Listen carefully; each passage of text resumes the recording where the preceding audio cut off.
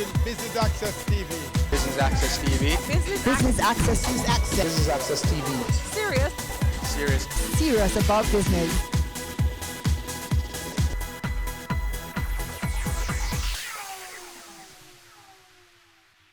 Hello and welcome to Business Access Television's coverage of the opening ceremony and reception for the Mona School of Business and Management's 4th Business and Management Conference. We're at the Jamaica Pegasus Hotel in New Kingston. I'm your host, Kenil Gale. Stay tuned for the highlights.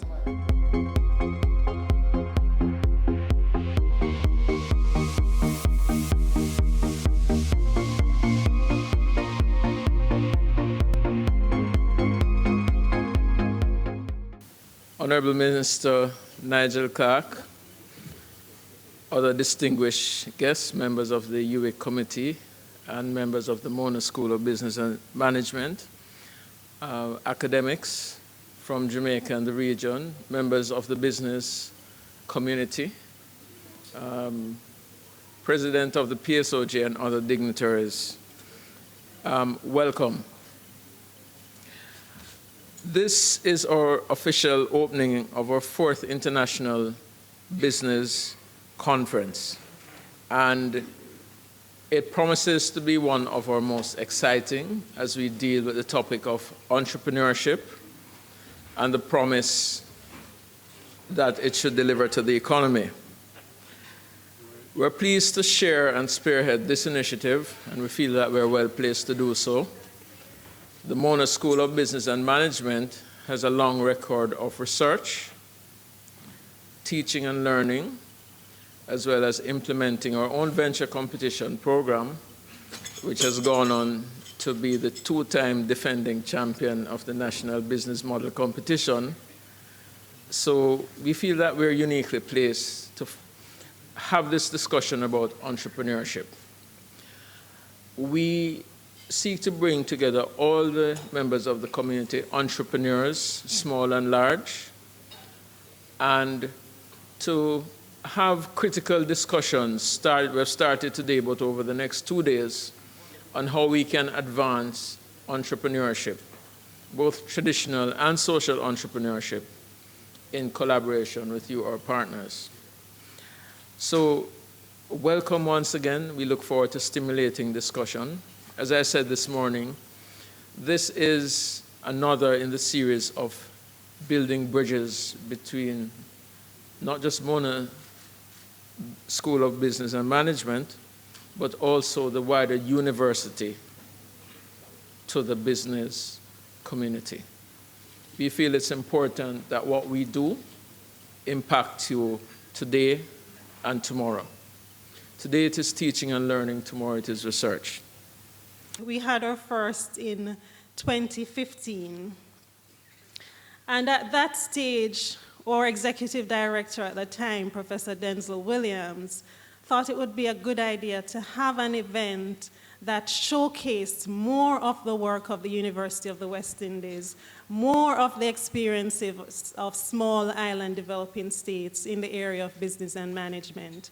And so here we are today, the 4th conference, under the leadership of our new Executive Director, Dr. David McBean. And so this conference, we've chosen the theme of delivering on the promise of entrepreneurship. Why? We are at a watershed moment in our country's history and development. We've had a number of policies, a number of initiatives among a whole range of actors, organizations in Jamaica and among our international development partners. And the focus has been largely on entrepreneurship, innovation. What is the magic? What do we need to do to propel our economy forward? And so we thought at this stage, as a business and management institution, educational institution, it would be good to showcase our role in that. And so we brought together this, what I call, distinguished panel of speakers and this program throughout the conference.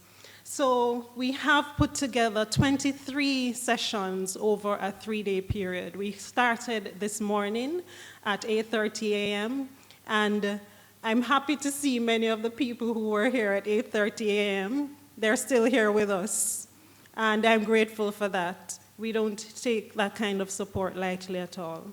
So our program reflects a number of the key players across the entrepreneurial ecosystem in Jamaica, from private sector, public sector, civil society, social enterprises. We have, for instance, our host of display and exhibits on the outside and throughout the conference. And these are businesses, enterprises that have sprung up, most of them, through our venture competitions at the Mona School of Business and Management and the wider university campus. And as we are here, I invite you to walk about and see what is there. So we have a host of sessions that focus on some of the hard skills for entrepreneurs. What are the audit issues? What are the legal issues? What are the regulatory issues that we all need to know about as entrepreneurs and MSMEs? What are some of the innovations? What are some of the policies taking place? We have sessions that focus on youth entrepreneurship, on gender, on networking, and it's critical that we offer these kinds of skills, because the reality is doing business is not just about the legal and regulatory issues. It's not just about having the idea. It's also equipping our entrepreneurs and MSMEs to learn about how to network. How do you navigate the waters? We're here with Dr. David McBean, who is the Executive Director of the Mona School of Business and Management. Welcome to Business Access Television, Dr. McBean. Thank you for having me. Just tell me quickly, what was the thinking behind setting up this conference and organizing the theme for this conference? Well, it's our biennial conference, as is once every 2 years. And when we looked at our research, our interest, what the country need, we decided on looking at entrepreneurship and promise of delivery. And entrepreneurship is now just so crucial for growth, and the minister would have endorsed that. And as a business school, because we remind people we're a business school, we have to look at the issues and areas that would drive business development in the country. So that's how we ended up with entrepreneurship this year. Do you think Mona School of Business's role in helping to drive economic growth in Jamaica is somewhat overlooked? I wouldn't say overlooked, more understated. So we've had impact on policy, for example, influencing MSME policies, policies on entrepreneurship.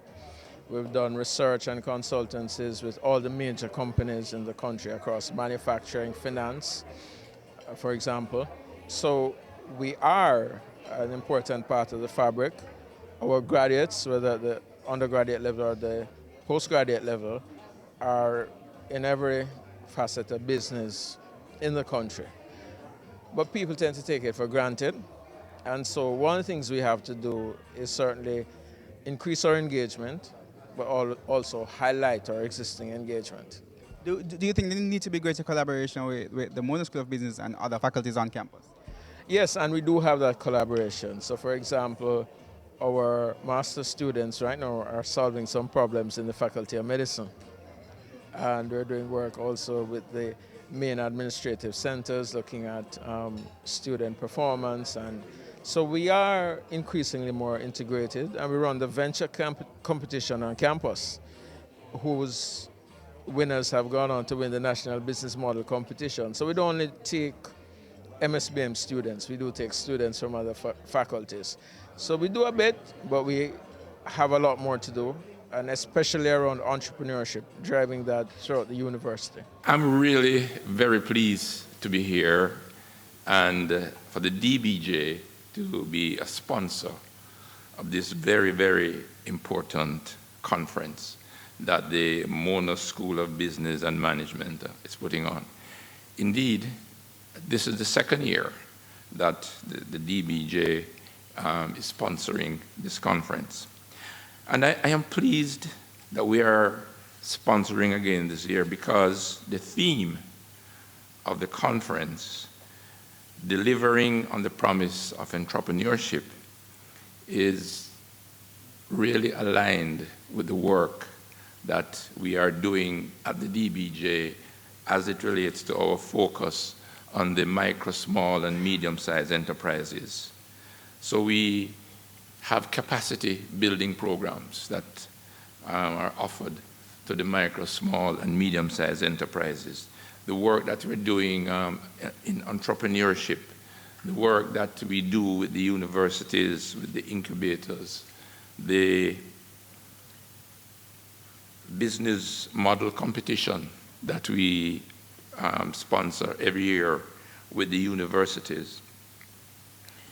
This is all very, very, very important work that's taking place, and we are really very happy to see that the Mona School of Management and Business is now really putting into practice a lot of the research and theories that we have at the universities.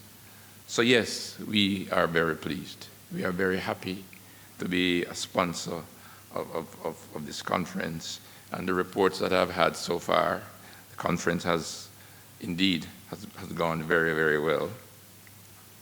And just to say that we're looking forward to continue working in particular with the Mona School of Business. There are a number of very exciting projects and programs that we are going to be rolling out during the course of this year. The minister might mention some of them in his remarks. But again, just to say that we are really very happy to be a sponsor again on this conference, and we wish the conference every success. Thank you very much. You're watching Business Access's coverage of the opening ceremony and reception for the Mona School of Business and Management's 4th Business and Management Conference. More after this break. Dorgan Global Regulatory and Compliance Services. The regulatory framework is always changing, making this environment increasingly complex and confusing for businesses. Regulations as national, international and supranational levels are being issued, amended or expanded, which sometimes makes it hard to navigate through the maze of orders, decrees, guidelines and circulars. This is not helped by the fact that businesses also need to assess the potential effects of future regulations. Dorgan Global professionals can help you manage compliance risks and operational essential to achieving lasting business success today, as compliance breaches can cause considerable damage, which may even put the future of a company at risk. Dorgan Global can help you make smarter, more effective decisions regarding regulatory and compliance matters. Let's have a conversation. Contact us at email info@dorgan.global, website www.dorgan.global.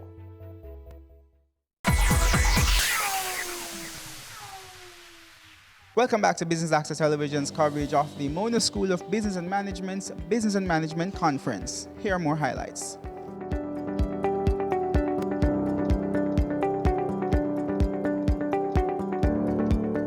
I'm very happy that the Mona School of Business has saw it fit to focus on the topic of entrepreneurship.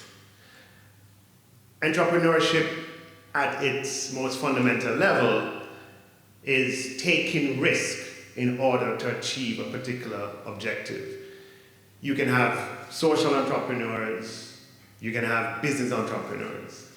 I think we're focused on business entrepreneurs here, but the risk taken is common to both. And as far as business entrepreneurs are concerned, it is risk taken with a view of making a profit. Now, throughout the course of human history, it is clear and abundantly clear that the value of entrepreneurship to society is immensely great, because all progress comes from taking risk, making mistakes, and more often than not, making breakthroughs that lead to phenomenal results. And all the advances that we can think of, the things that we take for granted, even here in Jamaica, the clothes that we wear, to the devices that we use, the cars that we drive, all of the products and services that we consume and we don't even think about, they resulted at some point in time from some entrepreneurial energy and success. Indeed, the components of all the things that we use resulted from some type of entrepreneurial success. So societies around the world that want to get ahead, want to deliver for their people prosperity, are focused on how to engender and support and inculcate in their societies this thing that we call entrepreneurship. When you go to countries like Chile, that is today known for entrepreneurship, it has resulted from a dedicated focus over a long period of time, and Chile has had some very innovative programs, some of which would be great if we could do in Jamaica. They have a program, for instance, and this is not a proposal. This is called flying a kite. But they have this very interesting thing in Chile where, and they can do it now given the stage of development they're at, but they offer a certain amount of funds to any entrepreneur anywhere in the world who comes and sets up business in Santiago. And they may even, there's a small hiring component. So if you're going to set up a business, they advertise. You come to Chile and we will give you $50,000. I don't have the precise, it might be 50, it might be 25, but some number like that. That's how serious they are about entrepreneurship. You go to Israel, there are serious programs designed to build an entrepreneurial ecosystem. You go to India, and it's the same. And the reason is that these countries realize the tremendous value to society from having an entrepreneurial ecosystem and an entrepreneurial group in society that's not predetermined by birth. It's not the son of or the daughter of. It is determined by the power of one's character and one's dispensation, one's energy, one's outlook, one's preferences in life. If entrepreneurship is going to be dependent on the son of or the daughter of, we'll never get anywhere because there's no talent in the world that we know that's distributed in that way. But in all countries that thrive on entrepreneurship, there is a great degree of innovation that comes from their research institutions. Now, Jamaica has research. Of the 25 patents in the University of the West Indies, I believe 20 of them, Prof, you can correct me if I'm wrong, 20 of them are at the Mona campus of the University of the West Indies. These are international patents. Now the question is, how many of them have been commercialized and have been made to make money? That is the question. Because one thing to have the brain power and the tenacity, brain power to develop the research, the tenacity to go through the complicated process of registering an international patent and having the intellectual property. But then the next stage is to be able to commercialize that research. And that is an element that we need to work on if we are to realize our potential. As a result of that, we are working on engagement with the Inter-American Development Bank, the IDB, and we're going to doing it through the DBJ. That is going to help us with the technical resources to build the capacity for commercializing of research. And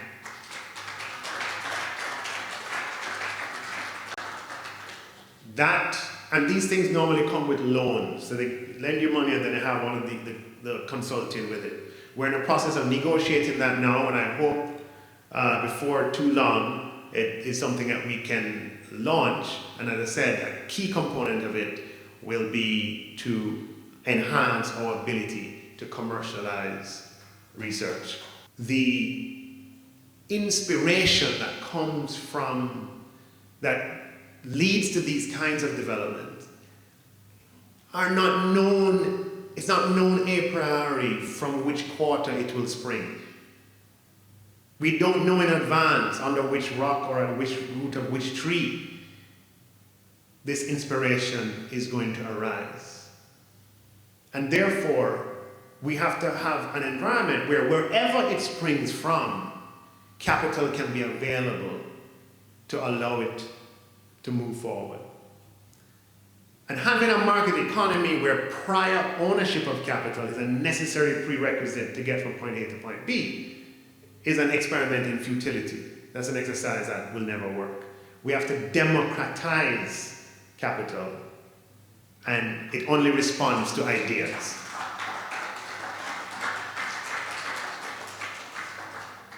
Now, we are making steps in that regard. As I announced earlier this year, as a part of the IDB facility of which I spoke earlier, which will have the component that helps us in the research and the knowledge transfer, we're going to have a sidecar fund of just starting with 200 million Jamaican dollars that will match angel investors, dollar for dollar, on angel investments that they make. The government doesn't have the resources to do the search or the evaluation, and so what it will do is find as many angel networks as it can, 2, 3, 4, 5, and have MOUs with them that whatever they decide to support, the government will come in on the same terms on a 50-50 basis.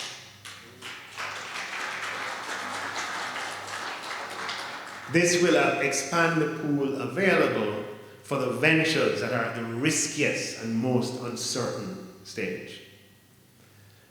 We have also increased our allocations through the DBJ and through other intermediaries of funding to medium-sized, micro and small businesses. As far as a product that deals with the providing replacement for security, i.e. this guaranteed product, where a medium-sized business that doesn't have the collateral can get a credit support from the DBJ, we increased the allocation of that from 250 million last year to 600 million this year, because we're serious about promoting entrepreneurship. There's a facility that deals with risk capital at the DBJ that we increased from 100 million to 400 million this year, because we're serious about boosting entrepreneurship. This is from a government that has 1 million, as you know, pressing needs in society, but we're creating space to support entrepreneurship. We also have allocated for the first time, and we just have to finalize the mechanisms for its disbursement, $500 million that is dedicated exclusively to companies that have sales under $10 million. And so normally what happens, you allocate to MSMEs, and the companies with sales of 400 million or 300 million tend to dominate the financing. We know from our experience that the broader the base is the stronger the pyramid. So we want to make sure we have a broad base and that the micro companies have access to the oxygen of finance, and therefore $500 million exclusively to micro enterprises. In my budget presentation, I announced $200 million to be allocated towards research. Well, what we will do is allocate those funds across the research university space in a way that is transparent and in reference to some objective criteria, and leave it to the universities under some MOU with the Ministry of Finance, that's very general, to run the internal competitions for the allocation of those funds. We take another break here on Business Access Television's coverage of the Mona School of Business and Management's 4th Business and Management Conference. We'll be right back.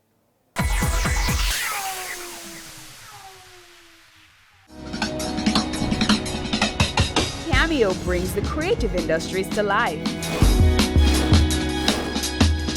highlighting creatives in different fields each week. Art. My life turns art. I breathe, I eat art. Fashion.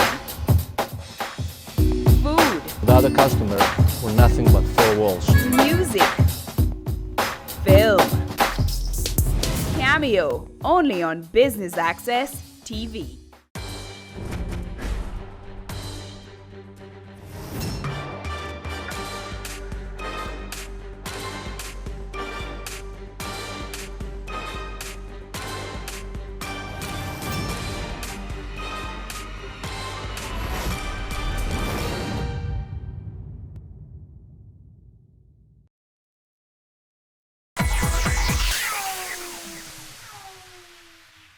Welcome back. You're watching BATV's coverage of the opening ceremony and reception for the Mona School of Business and Management's 4th Business and Management Conference.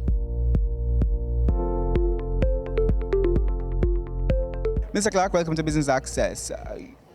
Do you think the issue of research and development has been understated in Jamaica in terms of driving economic growth? I think research has a huge role to play in our development. As I said in my speech earlier, of the 25 patents at the University of the West Indies regionally, 20 of them are right here on the Mona campus, right? People right here in Jamaica who have registered 20 international patents. What we want is an environment where we encourage other researchers to develop ideas that can lead to international patents. But in addition to that, we want an environment where those patents can be commercialized, where those patents, the knowledge can be transferred to those with entrepreneurial energy and those who have a desire to take risk, and for those patents to be turned into money at the end of the day.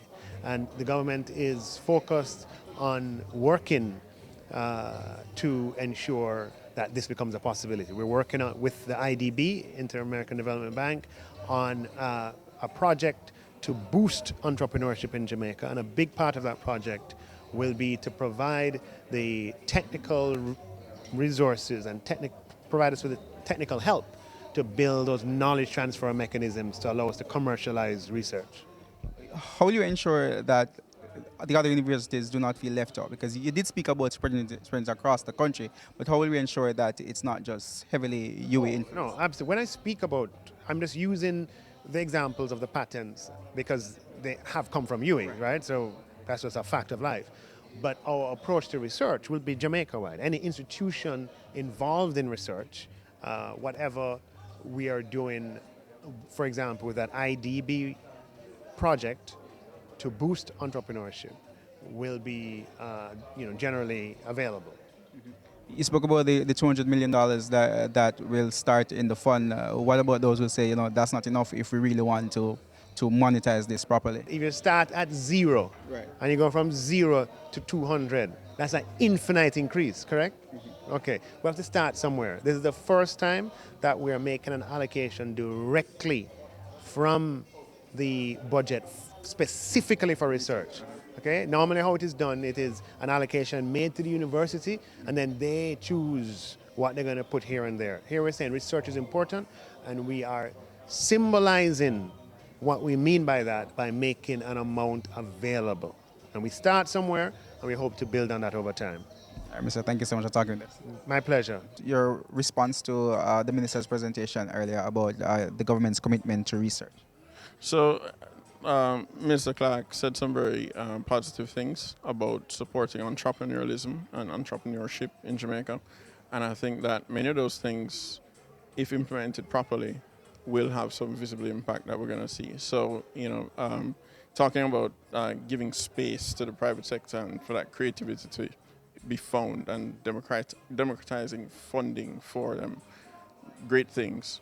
And some of those programs that are through DBJ going to be enabling more people to be able to access these funds, also great things. And the microfinance to the micro entities, also wonderful ideas. The funding to for research, big step in the right direction. Government has funded research indirectly by funding universities, but they've never before said you must use these funds for research. And now this is that first step.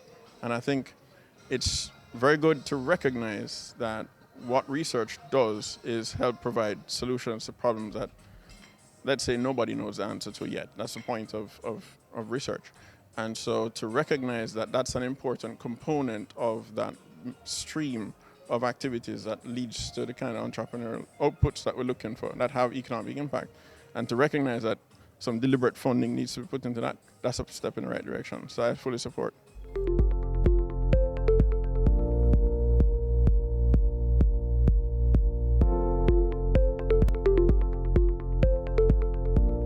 And that's how we end our coverage of the Mona School of Business and Management's 4th Business and Management Conference, opening ceremony and reception.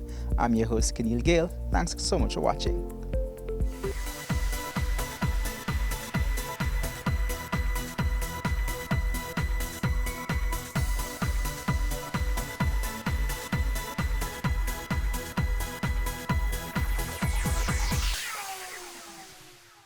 Your business matters. Business Access TV offers you the most innovative and effective advertising solution for your business, specializing in B2B sales, cost-effective solutions, the customers you want, the repetition you need. No matter the size and nature of your company, your business matters. Call us at 876-291-6233 or 876-376-4225. Email sales@batvja.com. Business current affairs you can relate to. Frank, credible discussion. On point, dissecting the issues.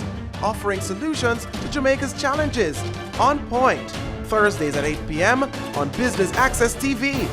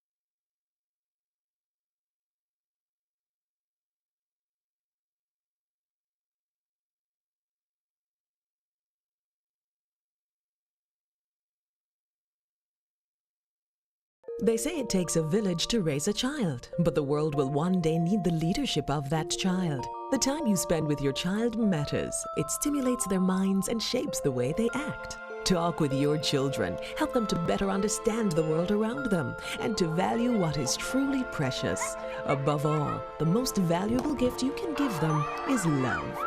Play, talk, teach, love. Take the time. It makes all the difference. A message from the Parenting Helpline and Ad Council Jamaica. You're watching Business Access TV. Business Access TV. Business Access. Business Access TV. Serious. Serious about business.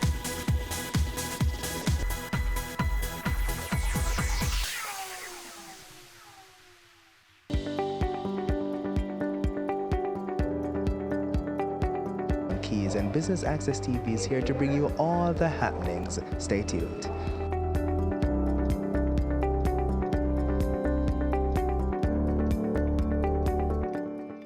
The first segment of our program is the Open House, where the Jamaica Stock Exchange will be introducing its postgraduate certification programs offered through its e-campus. Mrs. Marlene Street Forrest will bring greetings.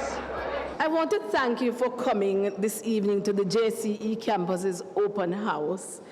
And, you know, when I was thinking about what I would say to you this evening, I said, you know, the fact that you come and, you know, it's immediately after August, which is the break, and I know you have a lot to do at the office. And also with the back to school, I am very pleased to see you all. You know, you have given us this evening pleasure in coming here.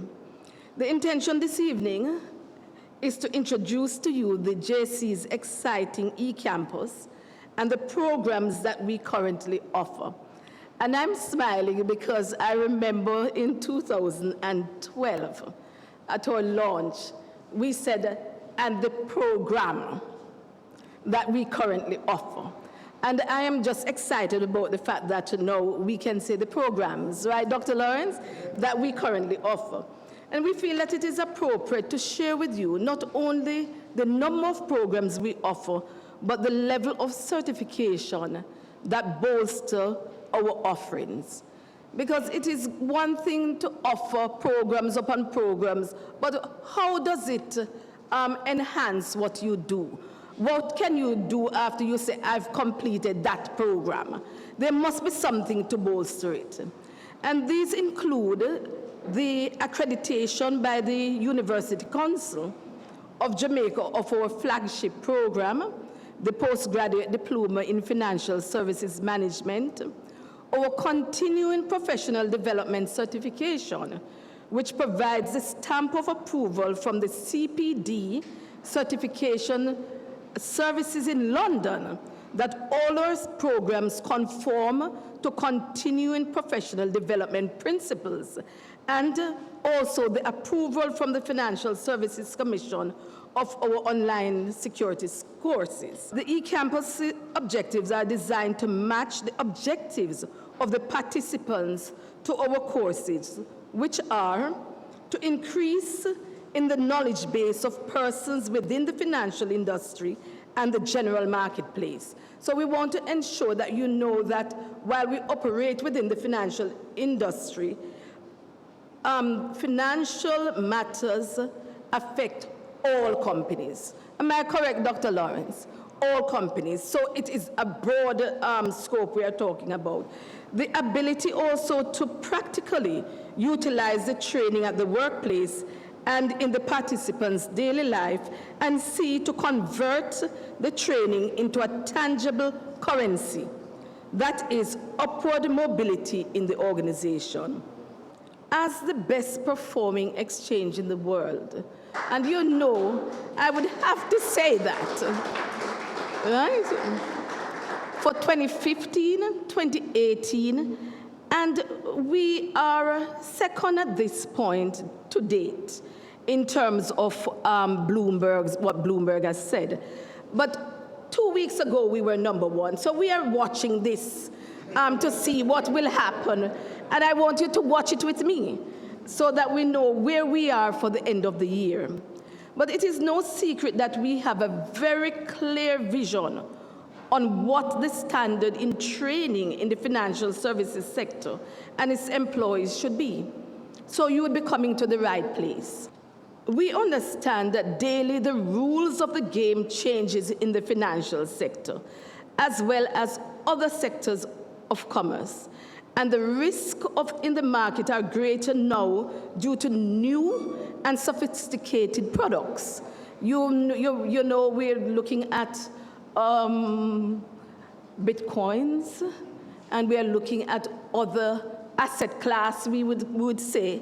And, you know, as a result of that, the Jamaica Stock Exchange will be there to guide the market through these various sophisticated products. So, you know, there can be only one place to look.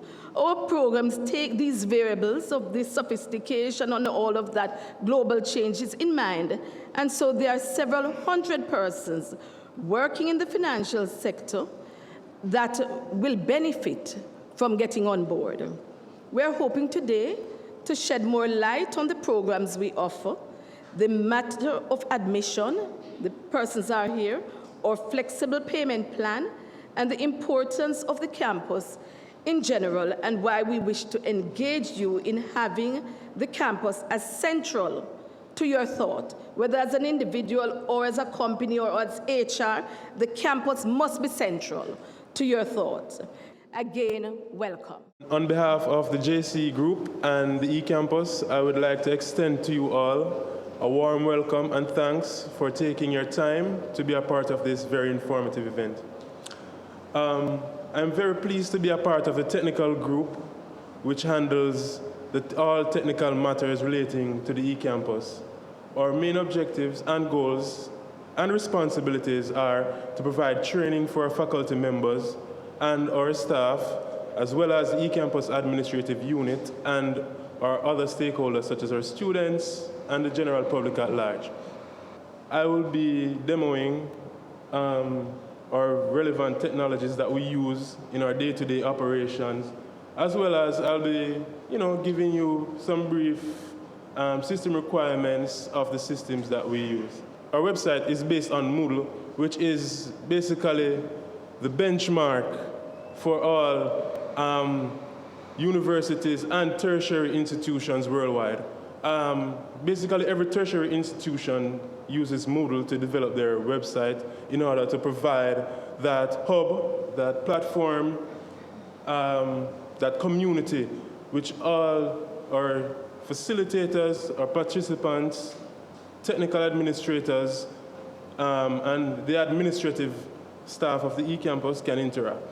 eCampus was designed to engage the learner. I will briefly introduce you to some of its features and activities, beginning with the homepage. There is always something happening on eCampus and in the financial world, and eCampus Happenings is where you get the latest headlines.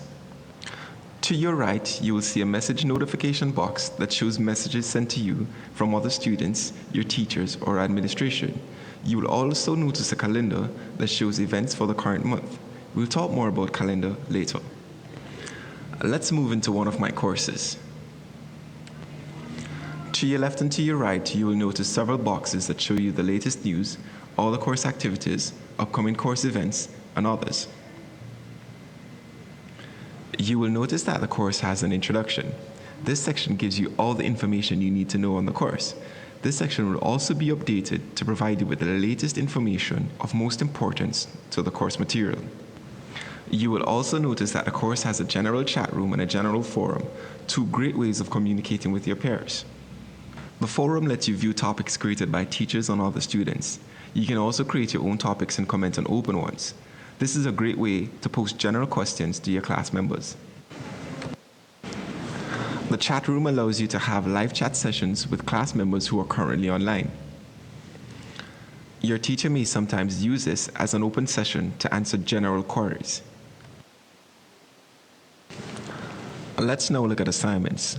Assignments are given with clear instructions and may sometimes require you to submit a file. A file can be in PDF, Word, Excel. It all depends on what the teacher instructs you to do. And for the real deal, the course content. Content is delivered in video and audio. It lets you pause, skip, go back, and continue from wherever you left off the last time. The beauty about this experience is, if you didn't get the lecture the first time around, you can always go back and watch it again for as long as it's available. And let's look at the quiz. You get instant feedback as you answer each question, and your grade is known immediately at the end of each quiz. Didn't do so well? Don't worry. You get 3 attempts, but keep this in mind. The final grade will be the average of all 3 attempts. This is an online course, but you still get to see and talk with your lecturer. Each course has at least one web meeting session with your lecturer. In this session, the lecturer can share his screen with you as you work through a problem. He may also give you the floor so that you may be seen as you speak to the rest of the class. This is all for now. Thank you and enjoy your eCampus learning experience.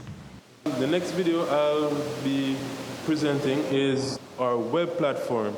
We use a technology called Zoom webinars. I'm sure most of us might have been previously exposed or we have heard of Zoom before. It is a very interactive, collaborative tool that's very easy to use. Expand your reach and build relevance with your target audience using Zoom video webinars. Zoom's flexible registration controls allow you to gather valuable information. Designate your interactive video panelists that can present and screen share with up to 10,000 attendees and to an unlimited audience with Facebook Live or YouTube streaming. The host can promote any viewer to an interactive panelist at any time. Live Q&A and chat allow you and your panelists to answer attendee questions on the fly. Registration, Q&A, and polling are all linked to detailed reporting. Zoom's powerful integrations help you get more out of your webinars. Monetize your content with our PayPal integration and simplify follow-up with our CRM integrations. Let your webinar live on after the live event by enabling our on-demand feature, allowing you to capture new registrants long after the webinar's end. Webinars are perfect for town hall meetings, large-scale trainings, product announcements, marketing lead generation, and more. Reach a broader audience and grow your impact with Zoom video webinars.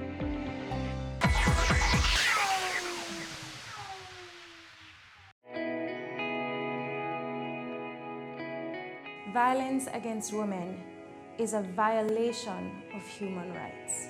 Its impact ranges from immediate to long-term physical, mental, and sexual consequences, sometimes resulting in death. It negatively impacts women's general well-being and can prevent us from fully participating in society. Be a better human being. No more violence against women. No more.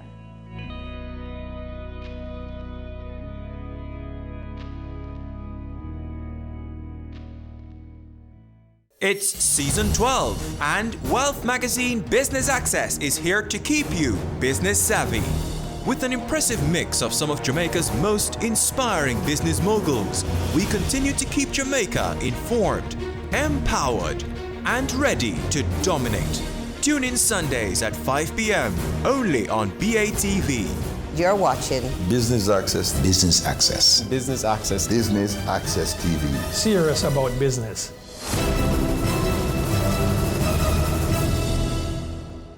Coming back to Jamaica, everyone's like, fizzy what? Fizzy who? When you find a bright boy or girl in the class and people say, what are you going to be? The parents will say, you have to go be a doctor, you have to go be a lawyer. Nobody says you have to go be a politician. Let me see your hands! Tune in Tuesdays at 8 p.m. on Business Access TV.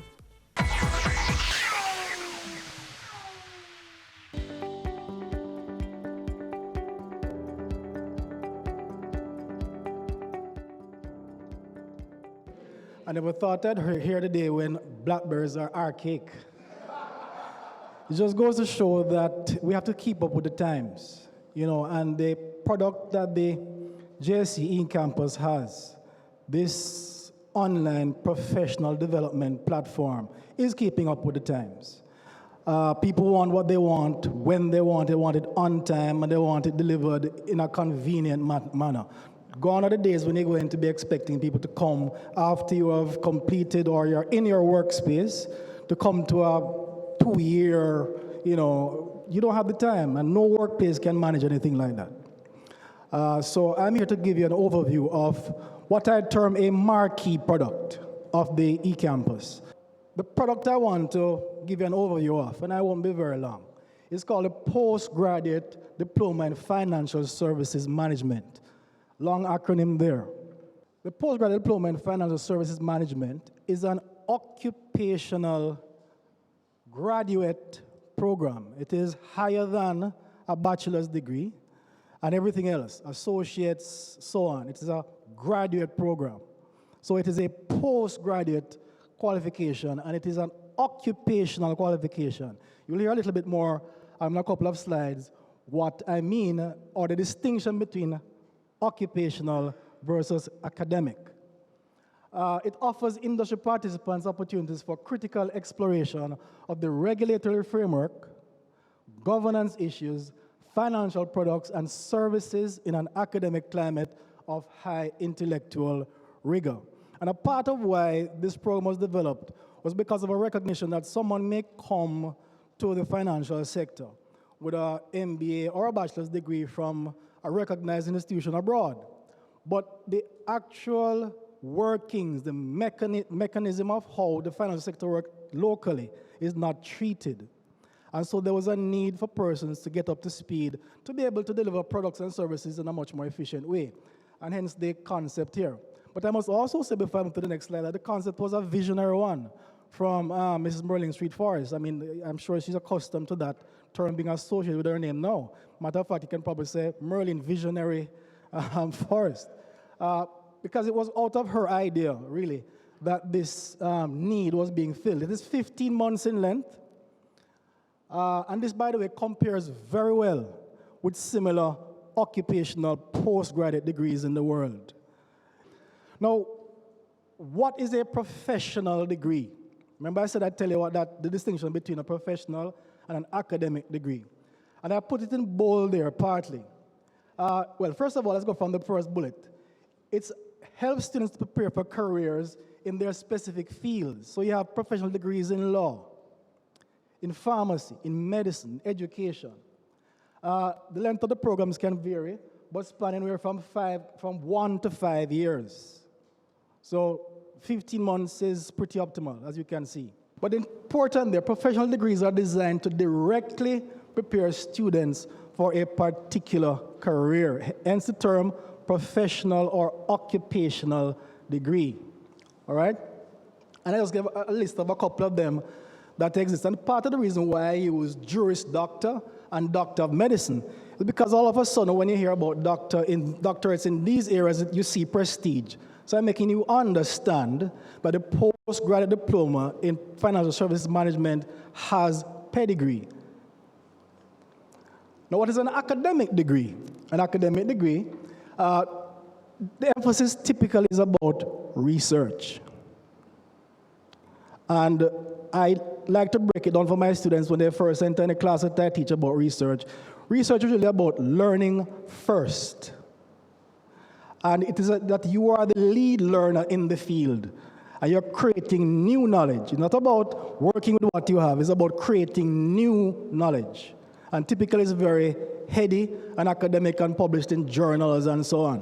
So there's a clear distinction between an occupational or professional degree as opposed to an academic degree. So I looked at 5 reputable institutions in the Commonwealth. I chose the Commonwealth. The United States of America tends to have all kind of variants, but I wanted a system that we could compare to ours. So I looked at the UK and Canada, and I'm sure you recognize some of these institutions here. There's the Seneca College of Applied Arts and Technology in Canada, Oxford University, the #1 university in the world, bar none, University of Salford, Manchester, London School of Business and Finance, and the famous London School of Economics, and Douglas College. Douglas College is Canada, Seneca College, Canada, the rest obviously in the UK. They have those products there. And you can see the terms are very, very similar to the one that we have. The overall offerings are also very similar, okay? And look at the costing. You can't beat what we sell here. The role and function of the Jamaica Stock Exchange is very similar to the role and function of the UCJ, University Council of Jamaica. What both institutions have in common is that they tell potential stakeholders that you can trust this organization. So you are listed on the stock exchange, these people can be trusted. They fly by night and take your money and disappear. And you know what I mean.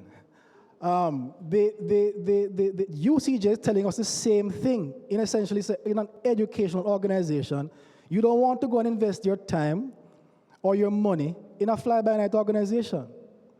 There's much more to it. But I'm saying to you, what UCJ says, you can trust this product. Now, it's important to note that whereas for the diploma, the postgraduate diploma, you need to do 14 courses, you may take any one course by itself. So you can decide, oh, you know, I want to know a little bit more about risk management. There's a course for that.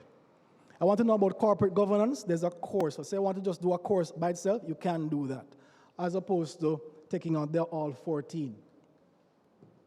There's no comparable program available at any of these institutions to compare with the $250,000 or so that it is being offered for here in Jamaica at the eCampus. Now, I did the benchmarking of the product itself, but I want to put also the context of the eCampus in this one slide. This is the London Stock Exchange, and I'm sure Mrs. Forrest knows, and those of us that have had the opportunity to take a look at the landscape, that London Stock Exchange has what they call an academy. They do not leave professional development of the financial sector up to chance. And what they use is the term bespoke. They are prepared to create bespoke professional development training opportunities for anybody, anywhere in the world. So if you want a course in Jamaica, they can make it for you, but we don't want you to do that. That is our site, and you can see down the bottom there, new and exciting upcoming workshops. That's the bespoke side of the eCampus. Entry requirements are listed here. And by the way, the third requirement there, speaking about material postgraduate diploma applicants. In other words, we're looking at industry experience. This isn't a willy-nilly thing. It is a part of how educational institutions have evolved, a part of how we now matriculate persons. Think of somebody who is a virtuoso at the guitar. They have never read a note in their life, but they can play it better than, drop something they can do. We say, okay, we won't invalidate that you can't read notes. Come and handle whatever action or activity in terms of playing a song or playing what you have done. And we can evaluate that and determine for what amount of credits or how that can be used to matriculate you into the system. So you may have entered the financial sector without necessarily, many people have soared to the top without beginning initially with any formal training. So we're not invalidating that. That's a reality. That's the way of the world. That's how every institution now operates. So that's what that mature applicants pertains to. So we say we will take industry experience as well as part of what can be used to matriculate you into the program. But first degree, JC Securities course, or any other FSC approved first level course, at least 3 years relevant experience within the financial services sector or a related field. So what we're saying is that this program is for you. Wherever you sit, this program is for you. If you're serious about advancement in your career. I don't know how many have recognized this gentleman. He was the former head of Heart NTA. And now that's a national body, and now he's the head of the Caribbean Examinations Council, CSEC. So he has moved from head of a national organization to now the head of a regional organization. He has a PhD in industrial engineering. He said this. He came and did the program. And at the graduating ceremony, he described it as by far one of my most consequential studies when he came and did the program here. And as a part of what this program is about, ultimately the persons that leave are the brand ambassadors. And he was so pleased that he was prepared to say this about not comparing his industrial engineering degree from University in Florida and the list of other qualifications he had. He felt that this was one of his most, because it helped him, according to him, when we spoke to him, to function in his role as the CEO of his organization. Because he said he would sit down sometimes in meetings prior to this and hear about them talking about the budget, and he couldn't understand what was going on. But subsequent to the program, he was able now to plot the institution's financial development, which is quite a big deal for us. So we're very proud of him, one of our graduates, Dr. Wayne Wesley. So I call it a marquee product. As a scientist, I try not to use words idly. I'm very serious about it. When we return, you'll hear from our guest speaker. Who is it? You'll find out when we come back. Stay with us.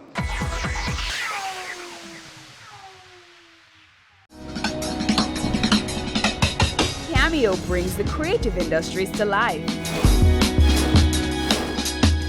highlighting creatives in different fields each week.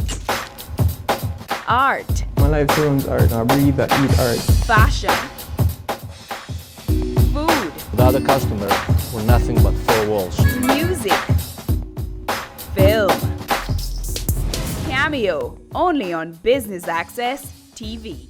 It's season 12, and Wealth Magazine Business Access is here to keep you business savvy. With an impressive mix of some of Jamaica's most inspiring business moguls, we continue to keep Jamaica informed, empowered, and ready to dominate. Tune in Sundays at 5 p.m. only on BATV.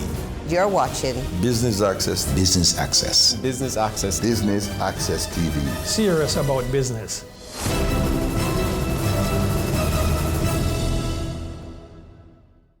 Ready for cable for as little as $100? Ready for no monthly cable bill? Ready for 10 TV channels absolutely free? Then pick up our Ready TV box at authorized stores for $4,500. Hook it up to your TV set, then top it up with Ready Credit for 1, 7, or 30 days. Buy now and get $1,000 free Ready Credit and start watching your favorite shows. Pick it up, hook it up, top it up. Ready TV. Prepaid cable TV when you're ready. Now serving Kingston and St. Catherine. Limited time offer while stocks last. Conditions apply.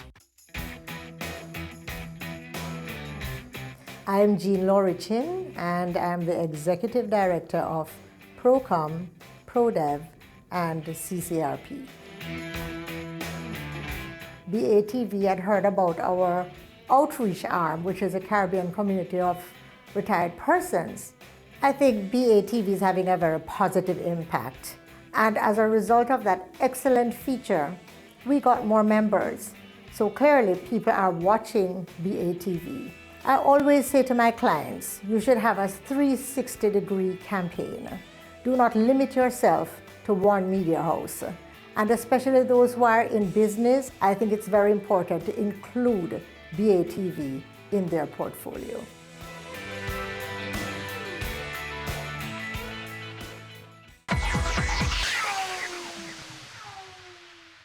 Tonight's speaker, she said I shouldn't call her a guest speaker. So tonight's speaker is a friend of the eCampus. Not only is she known for her 25+ years experience in the field of risk and compliance, she is also a known attorney at law, a senior manager, and company secretary at KPMG. She is known for her down-to-earth, bubbly, and refreshing personality. However, tonight, she's not here in her capacity as senior manager. She is here to speak to us about the postgraduate certificate in Chartered Secretary and the ICAC course that the eCampus offers. Our speaker is the head of the Jamaica branch of the ICSA and will be sharing with us the benefits of enrolling in a course such as this. Ladies and gentlemen, please help me welcome Mrs. Elizabeth Henry Pottinger. Good evening, ladies and gentlemen. It's good to be here because I believe that the ICSA qualification is one of the ones that the JSCE campus has snagged, and I am sure that at the end of this presentation this evening, many persons will be signing up to become qualified as a chartered secretary. This qualification is over 100 years old. It's headquartered in England, and many Jamaican persons used to travel all the way to England or self-study to learn to be a qualified company secretary. But now, the ICSA is being brought right here on your e-campus, right at your fingertips, as I heard someone said earlier this evening. I have my colleague, Jean Douglas, who is a chartered secretary as well, and she has been practicing a few years before me, and she knows the in and outs of being a chartered secretary. So why qualify with the ICSA? I like to say that it brings you right into the boardroom, and it brings you to the seat of decision making. And this is where the skills are mainly practiced, but it is multidisciplinary. You can be an accountant, you can be a company secretary, you can do risk management. Our qualification will help you to build the skills that will equip you for a career in a variety of sectors and organizations. So we offer a standalone qualifications which cover financial services, and this includes investments and fund management, legal and regulatory requirements, which is my focus, understanding of corporate strategy and structures, the skill to support and advise and enable directors and the board to make the right decisions. So you see that it places you right at the seat of decision making. Here we go.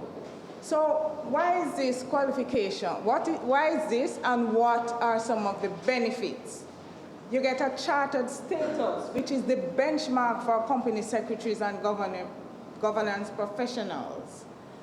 It shows you have the knowledge, the skills and experience to take on a job with significant and wide-ranging responsibilities.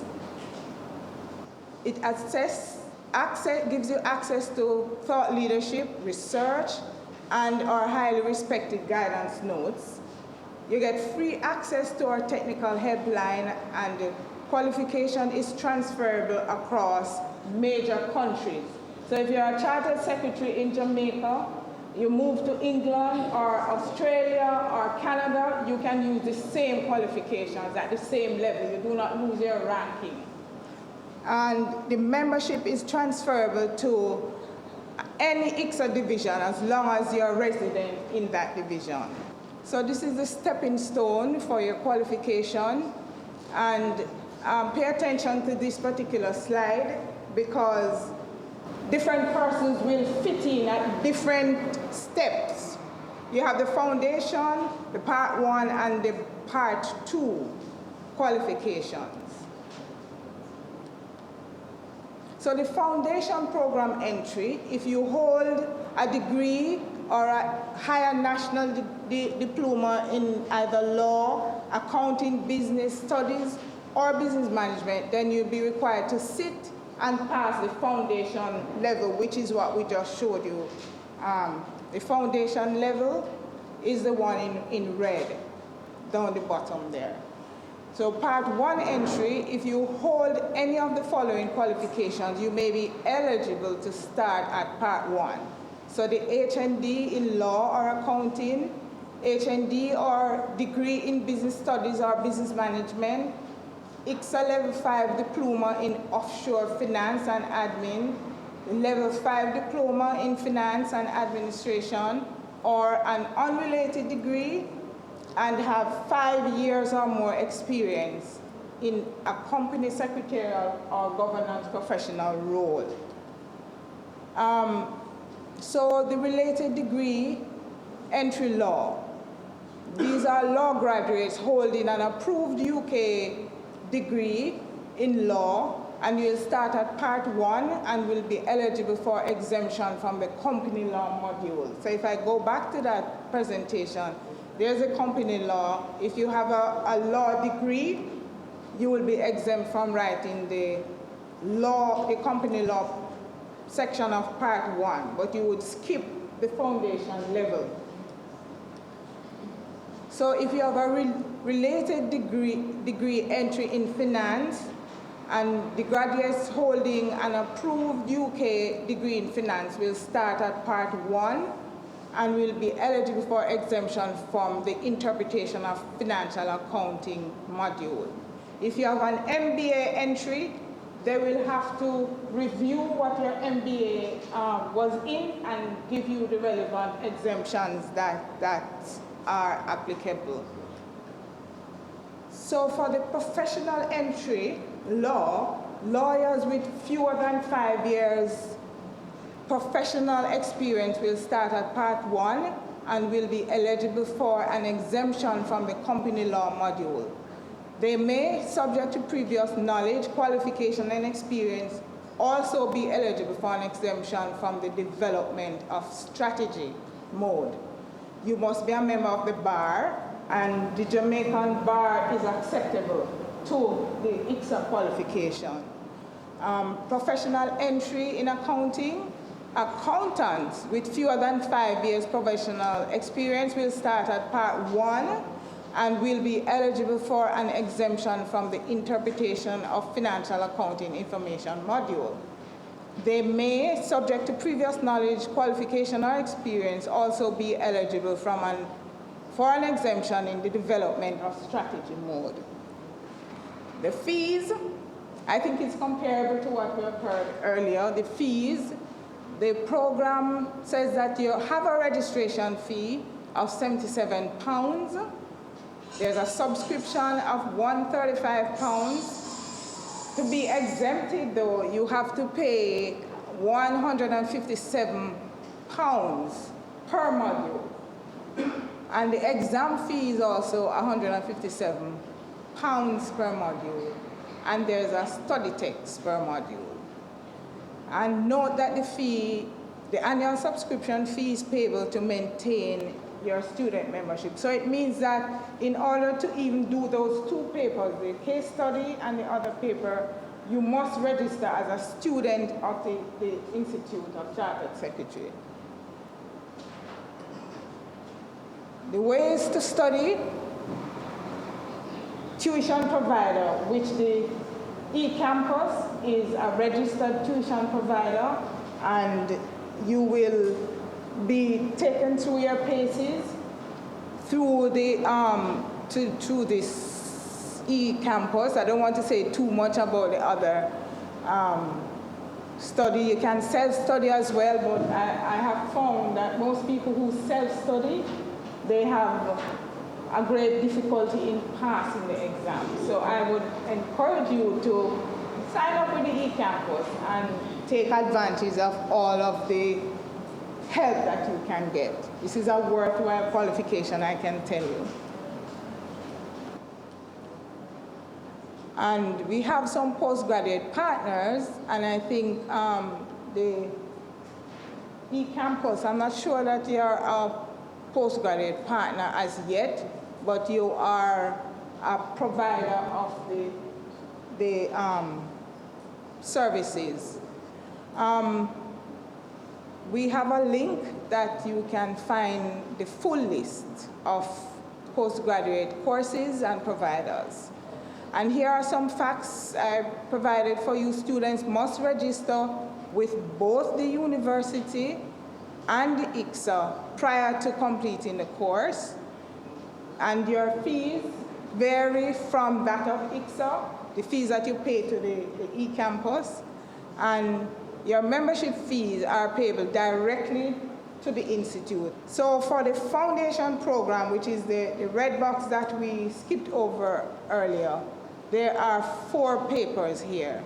Introduction to the business environment, introduction to finance and accounting, and I can tell you that that is not really an introductory course. It is much deeper than an introductory course. Principles of company compliance and administration and introduction to law. What does it involve? This is the foundation course, 15 to 200 learning hours that develop your understanding of the fundamentals, including introduction to the business environment, finance, law, compliance, and admin. There's a one closed book 3-hour exam, and it covers all of the 4 modules.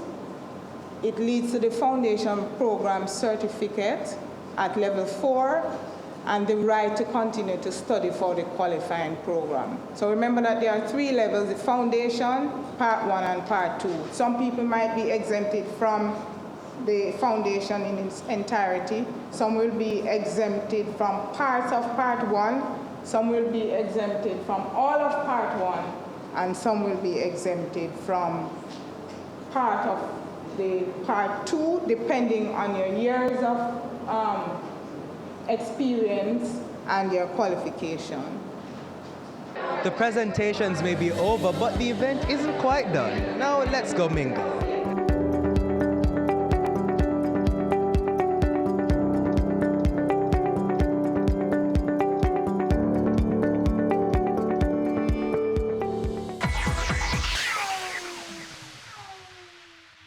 It's Island Hour, it's Island Hour, it's Island Hour, free eye test. It's Island Hour, it's Island Hour, it's Island Hour, free eye test. Free eye testing is back and it's here to stay. Island Eyewear offers free eye testing every day, all day at all locations island-wide. Conditions apply. Make your appointment today at www.islandeyewear.com or call us 630-1180. Island Eyewear, your style, your price. It's Island Hour, free eye test.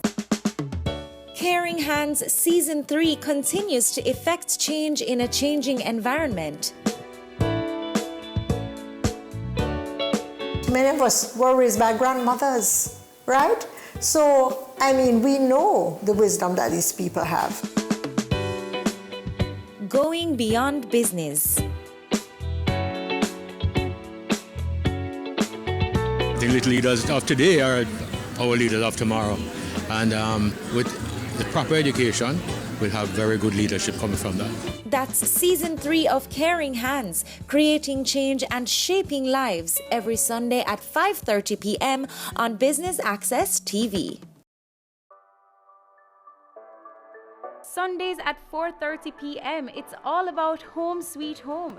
Get your half-hour dose of the business of real estate, from laws and concepts to reality, building, buying, or renting.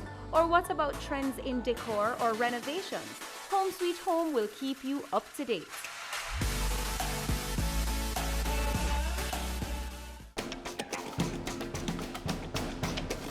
Hello, my name is Blake Widmer. I'm the co-founder of Def Can Coffee. The exposure that we had to the just general community through Business Access TV itself is awesome. It was a big deal for them, you know, having BATV come here, and we were with you guys for probably 4 hours that day. It was a long time. We really appreciate your guys' openness to recognize that, yeah, captions are important. If a deaf person's watching it, how are they gonna understand what's being said? So looking back is just a big boost, encouragement for our team. If you're a business or an organization that wants to have yourselves featured on BATV, or you want to do advertising with BATV, what I would tell them is that you guys listen well and you ask good questions, and that will help at the end of the day deliver a really good product for your business too.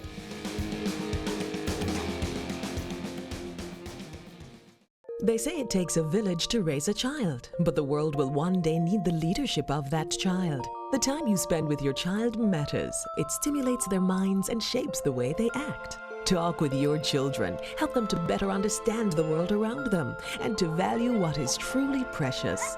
Above all, the most valuable gift you can give them is love. Play, talk, teach, love. Take the time. It makes all the difference. A message from the Parenting Helpline and Ad Council Jamaica.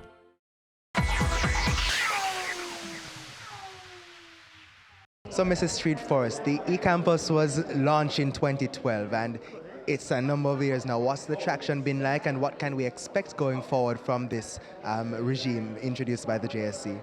We have been successful in having many students from all different industries partake of the programs that we have. The flagship program, which is the postgraduate diploma in financial services management, and all the other workshops, the attending workshops that talk about products and services within the financial sector and otherwise. Our uptick has been very good. You know, we have had the accreditation from UCJ. We also have approval from the Financial Services Commission and the CPD certification. And these bolster just what people get from the program, hands-on and also qualification to take them to the next level. And you know, we are looking at areas such as blockchain technology, digital asset management, digitization of your organization. These are some things that are critical to the success of organizations, and whatever comes within the environment that will lead to a better and more sustainable financial sector, we are there. So these are the programs that we continue to offer, and anything that evolves, we offer those as well. So Dr. Benjamin, talk to us about the accreditation for the courses. Now many persons may be concerned, yes, they hear about the courses being offered, but generally a concern is there about accreditation. Are these courses accredited? Yes, very good question. I want to first of all give us a sense of what accreditation means. In my earlier presentation, I pointed out that at the center of accreditation is a matter of public trust. And persons can think about it as you would think about being listed on the stock exchange, for example. What that means is that possible persons who want to invest know that the money is not going to disappear when they invest it. Academic accreditation is relatively similar.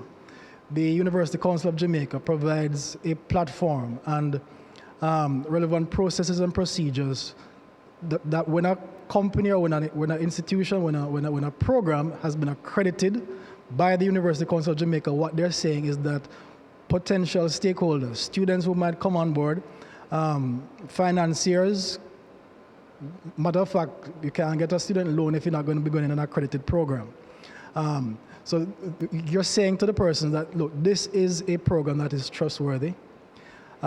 It is going to add value. It is the kind of program that will be recognized wherever in the world that you go. And so the JSE campus postgraduate diploma in financial services management is one such accredited program.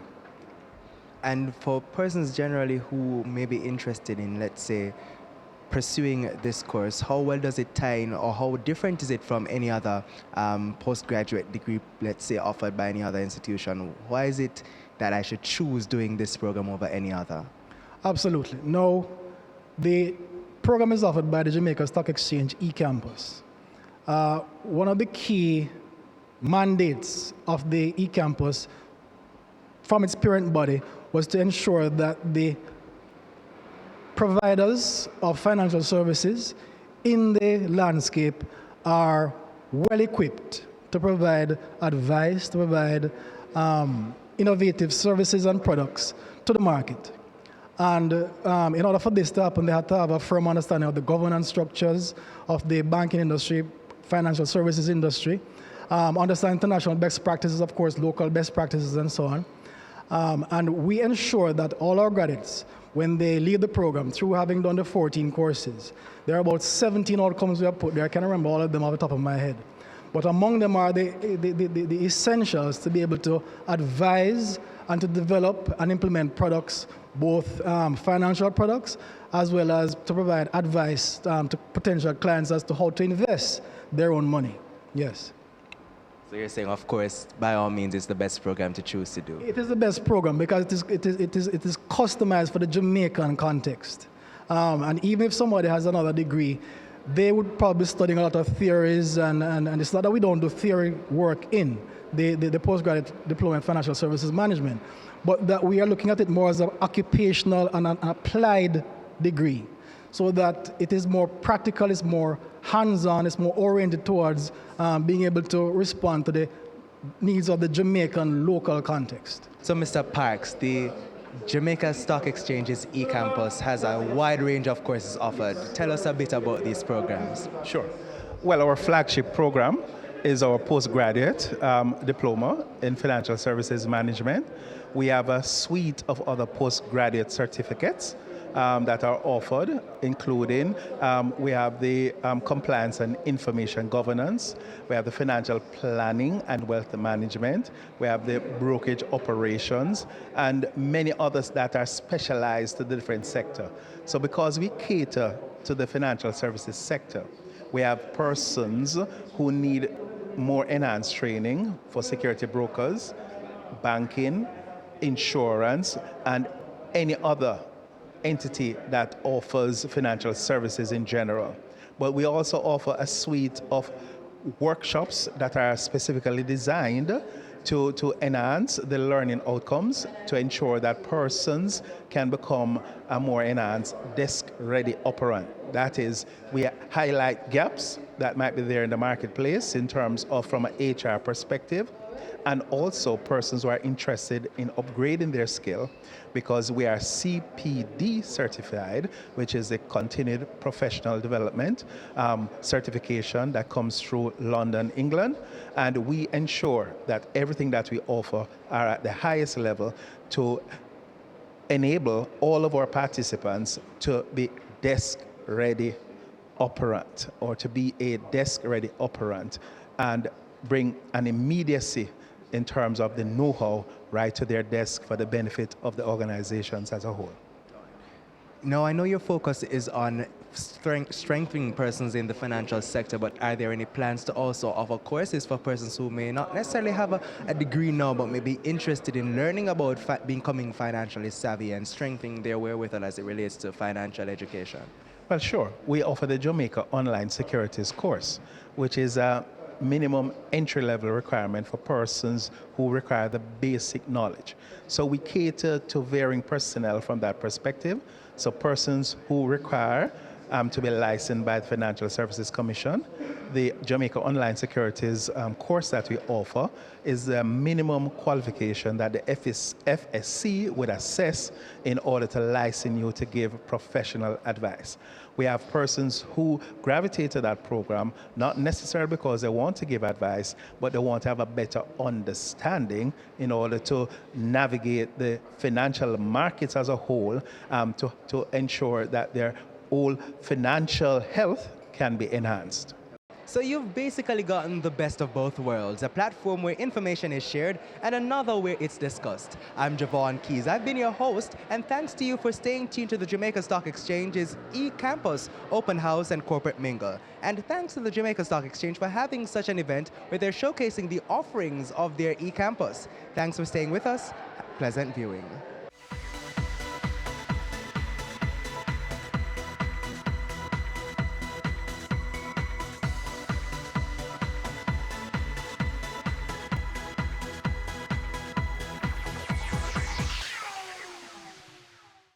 Business current affairs you can relate to.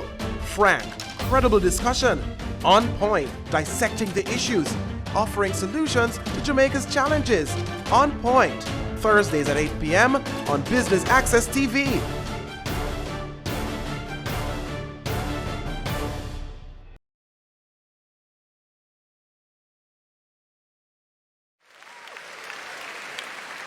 I do have a dream, and I know you have a dream, that we can make Jamaica the place of choice for you to choose to live, to work, to do business.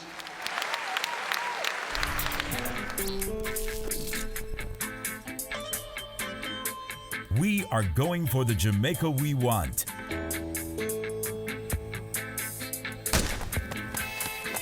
Making steady progress to achieve the Sustainable Development Goals in our National Development Plan, Vision 2030 Jamaica. We have teamed up with valued partners, working through strong institutions to reduce inequalities in our society. We commit to being responsible in our production and consumption, ensuring we build sustainable communities in harmony with nature.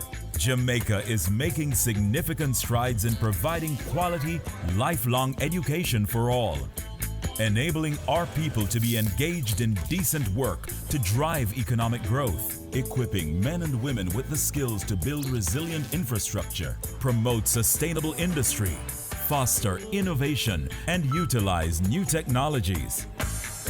Urgent action is being taken to manage natural resources responsibly, protecting clean water sources, ensuring access to water and sanitation for all, diversifying to alternative energy sources, conserving our environment and sustaining life below water and on land. Jamaica is making moves to ensure healthy lifestyles for the well-being of our people. We're promoting sustainable agriculture to achieve food security, improve nutrition, and end extreme hunger, putting in the work to end poverty in all its forms.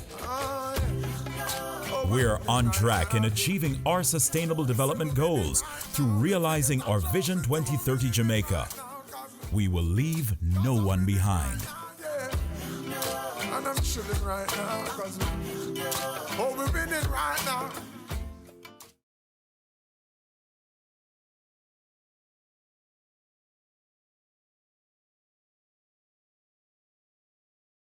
It's season 12, and Wealth Magazine Business Access is here to keep you business savvy. With an impressive mix of some of Jamaica's most inspiring business moguls, we continue to keep Jamaica informed, empowered, and ready to dominate. Tune in Sundays at 5 p.m. only on BATV. You're watching Business Access. Business Access. Business Access. Business Access TV. Serious about business.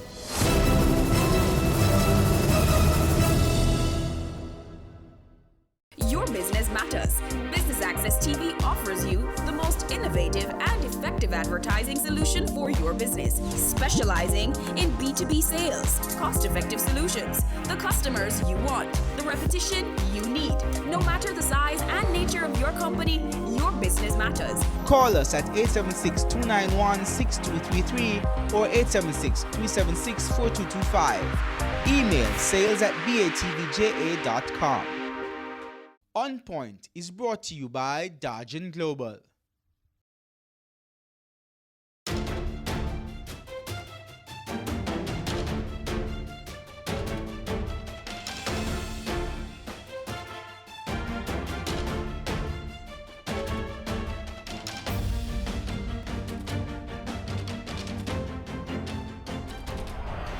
A very good evening, folks, and welcome to another episode of On Point. I'm Patria K. And I'm Dennis Chung. And we've got lots to talk about.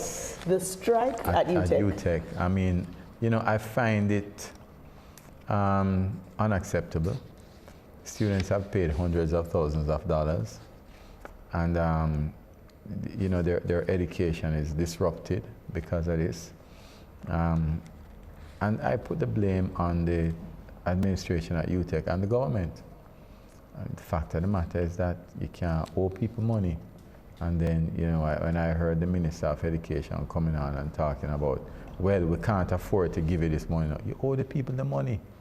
Don't go to them with that sort of attitude. Mm-hmm. Say to them, listen guys, I'm going to give you 400 million now and then, you know, we'll see what we can do in a month's time to square off with everything. Mm-hmm. But I absolutely sympathize with the teachers at UTEC. I think teachers for a very long time, just civil servants in general, have been the beast of burden. And the economy owes a lot to Jamaica's civil servants, teachers especially. But I mean, and I think they continue to carry the burden. The fact of the matter is that you sign an agreement to them and an agreement that you set the terms of. And you say, I owe you this money and I'm going to pay, and then you don't pay them, and then you tell them that they have to hold strain because they have no choice. And the UTEC administration, they have a lot of licks to take because apparently communication was made to them very early by the government, and they chose not to pass that on to the teachers, which is why they're in the hole that they're in right now. I think the UTEC administration will have the primary responsibility for the, you know, for what has happened, but the government has a responsibility.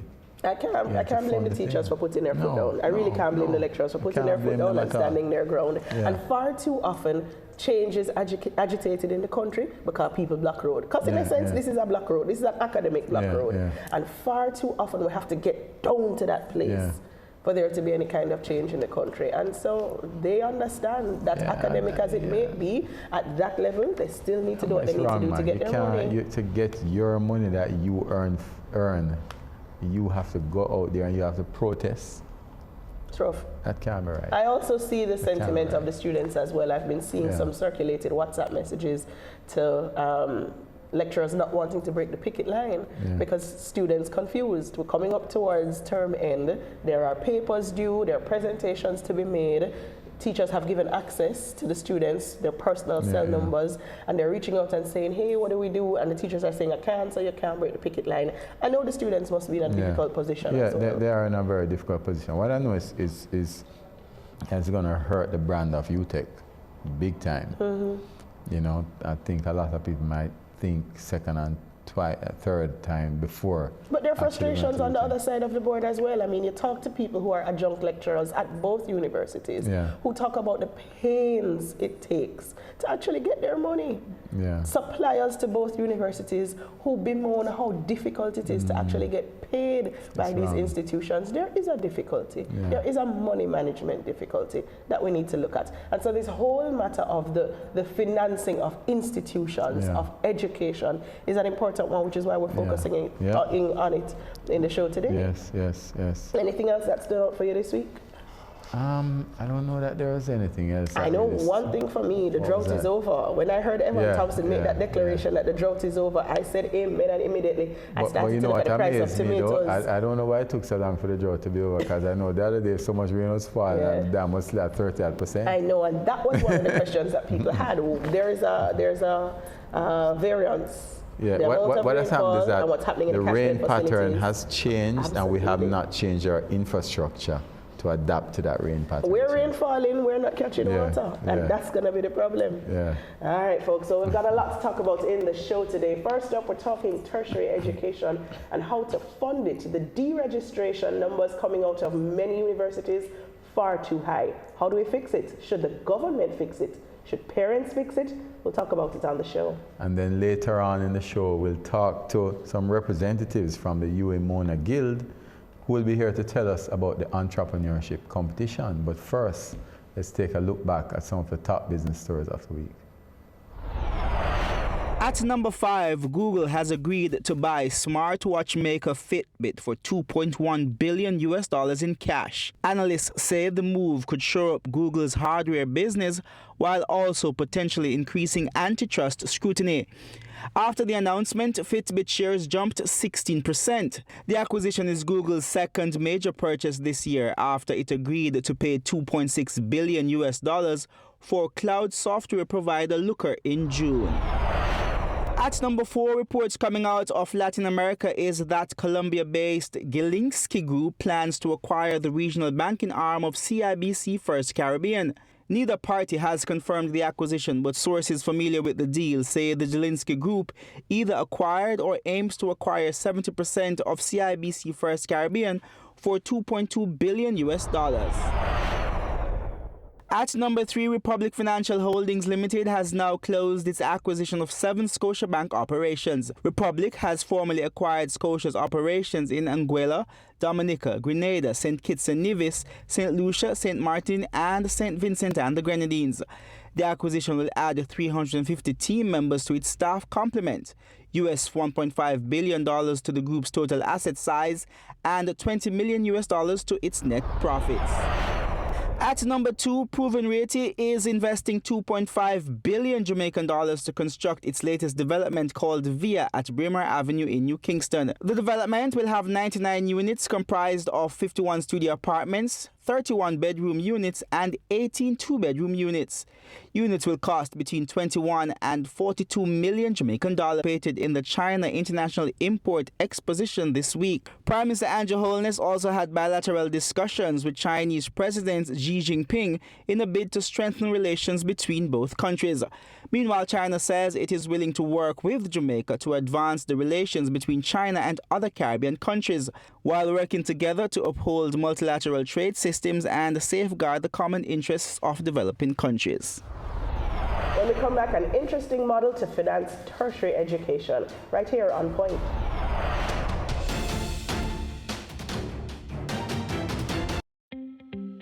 Outsourced finance and accounting service. Growing companies face a challenge. For you to stay focused on building your business, you need solid financial management with a dependable accounting function, a resource you may not have in-house.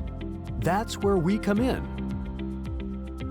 Dodgen Global provides startups and other businesses with outsourced accounting and finance solutions on a fixed fee basis.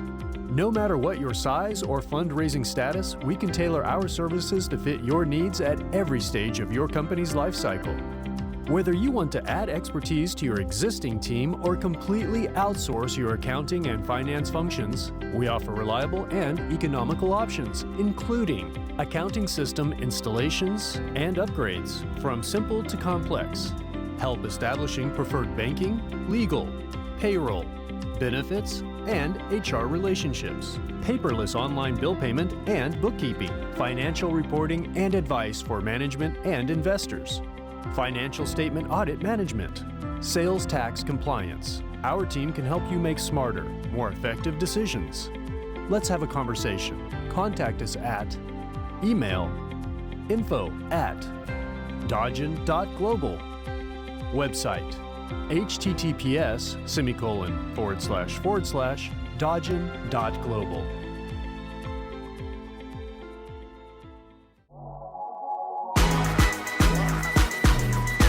The Good Life, your trusted source for useful health and wellness information, lifestyle tips for the mind, body, and soul.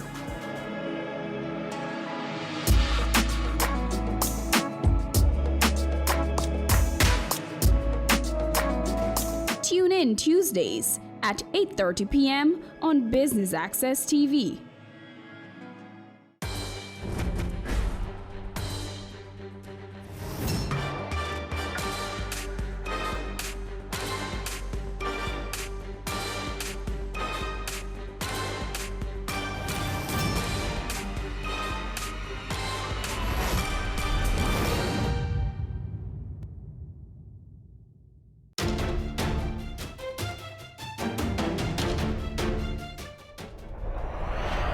Welcome back to On Point.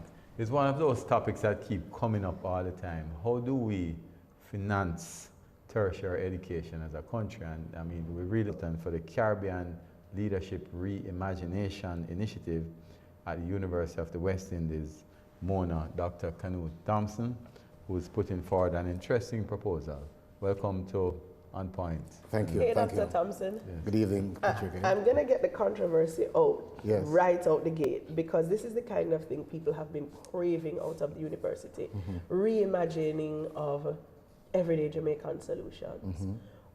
This is one, but we're looking for a whole lot more. Yes. Why would there be a difficulty in having that pipeline of solutions coming out of the university?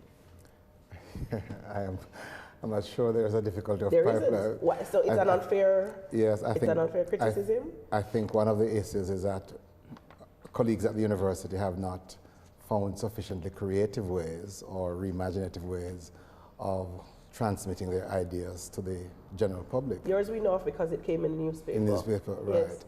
In fact, I've lovingly critiqued my colleagues by suggesting that the reliance on regular academic journals to post their ideas is an old-fashioned way of engaging, might I say, regular people. And not agitating for change. Yes. So in addition to the typical academic work in books and journals, you have to supplement that with public discourse in regular media, in social media.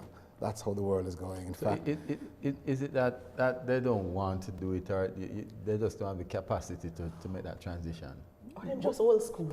Yeah. Well, I think it might, you're a little bit too blunt. I think it's a combination of those factors. But I think perhaps the most critical one is perhaps not taking the time to engage different ways of communicating. There's a piece of research coming out of City University of New York which found that in the humanities, which is my discipline, only about 22% of what we produce gets read because we're using regular journals. And what some of these colleagues are now doing, they are on radio, they are on social media, they write in the newspapers, and that is how they get a chance to influence public policy. Because no minister of anything is going to sit and read a journal that is 22 pages long. And I remember people like Carl Stone and Don Robotham and those guys, they used to write regularly and influence public policy. Carl Stone would write on a Sunday and a Wednesday. I remember during a brief time, I was in a place called Salem, Westmoreland, Beeston Spring in the bush. And I would drive 20 miles to get the newspaper. To read Carl Stone? To read Carl Stone. Yes, Carl Stone's powerful. Yes. Empirical and analytic relevant. So he made a transition very well. He made a transition very well. Right. Don Robotham, I remember Mikey Witter. That's correct. Michael Witter, those guys. But those guys represent that generation. I think the colleagues of my generation have dropped the ball somewhat because we have not kept pace with them. Of course, some colleagues, like Sams Vaughan, for example, she had a compelling piece in Sunday's, one of the papers Sunday. And there are others who do write, but the truth is, Caroline Cooper, controversial in her own way, and necessarily so. The academic must push the envelope. Absolutely. Yes. Let's get to the actual idea that you put on the table about funding tertiary education. Explain it for those who would not have read the article. Right, thank you. So the big question is, how do we get to move the number of people who are accessing tertiary education from the low levels it currently is, about 27%, to what developed country status has in 60s, 70s, 80%. How do you do that? You do that by creating access, by making it possible for ordinary people, if I might use the word, to afford tertiary education. You would follow the news a couple of months ago where the university had to deregister a number of students because they could not pay their tuition fees. And many do not even apply because they can't afford it. This particular proposal looks at how government and parents can work together to create a substantial fund for funding. So the model proposes that for each child born in Jamaica, the government sets aside a small sum of 5,000 Jamaican dollars for each child. The information out of the Registrar General suggests that we have about 40-something thousand born each year. Put that 50,000 for the purpose of calculation. If the government were to set aside $5,000 for 50,000 children, that would mean $250 million each year.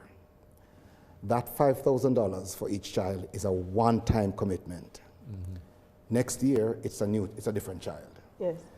With that $250 million, that's $5,000 by 50,000 people. Yes. That's $250 million. With that, each parent will be expected to save, to lodge, 200 Jamaican dollars per month, 2,500 per year, roughly $200 per month. Which is doable. Which is doable. Easily. Even a person on path can do that. All right. So that $200 per month, multiplied by 12 months for the year, multiplied by the 50,000 children over 18 years. Which is when you get to the point of matriculation for university. Beautiful, right. That translates to $2,250 million. To spend on 50,000 children.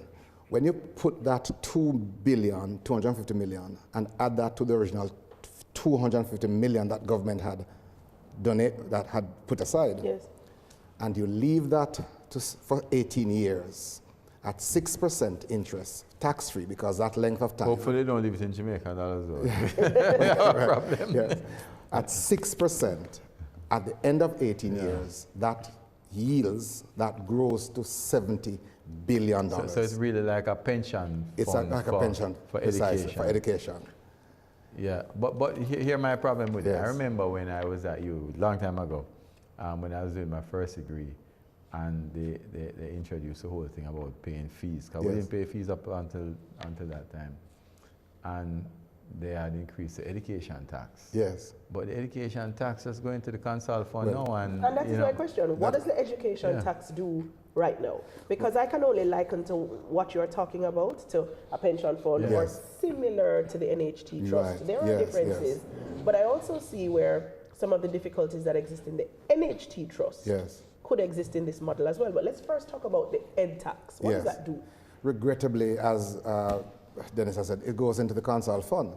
The intention back it was in the 80s, I think it was introduced, in the 80s. was that this money would be set aside to deal with education exclusively. Was the Prime Minister at the Mr. time. Siaga was the Prime Minister at the time. But like most other things, the purpose for which the fund was established gets cloudy, and the money, everything is just lumped together in the consult fund. Affair with your idea. Yes. We see it with the NHT. Yes. It's the kitty that people dip into when they Yes. want to bail out something, Yes. when they want a lump sum of cash to be able to Yes. do something. We see it happening with Yes. the NHT. Here's the difference. The government would be contributing 250 million.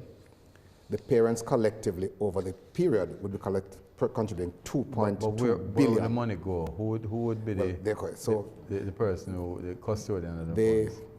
The mechanism I think that would be best is that the financial institutions would hold this money. Regular banks, insurance companies, even pension funds if their rules allow, all right? With the understanding that this money is sacred, untouchable for 18 years. I actually see Parents this can't could borrow work. it.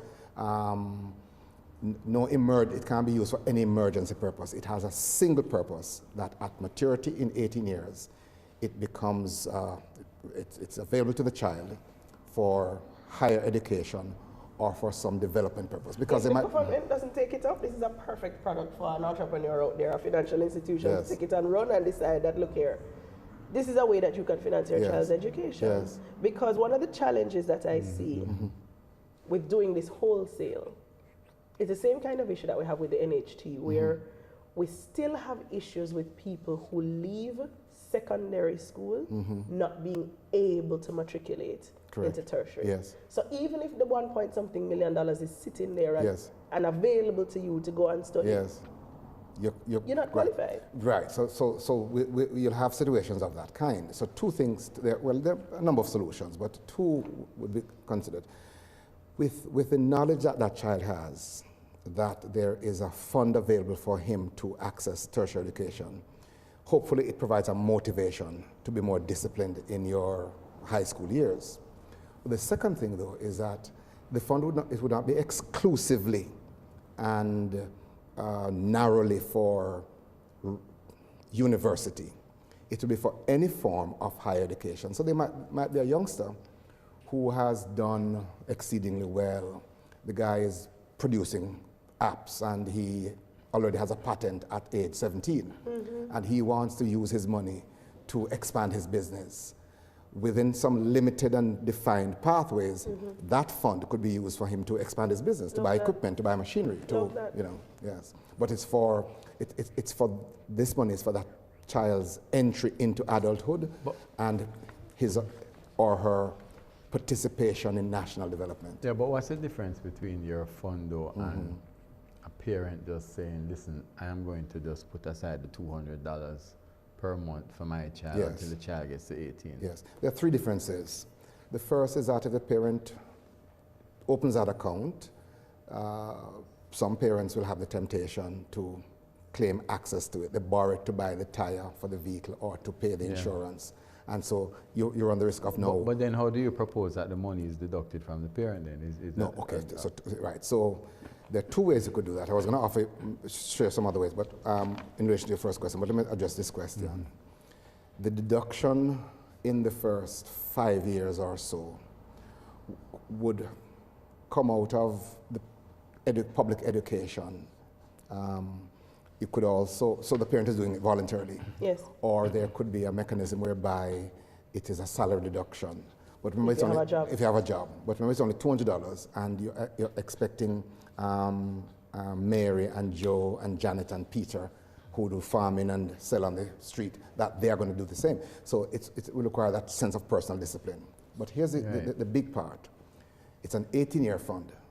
When that child gets to age 5 or 6 and has started to attend school, the school now becomes the collecting agency on behalf of the bank, or the bank sends a representative to the school, and each child will take that pride in handing over their $200 each month to that representative from the bank.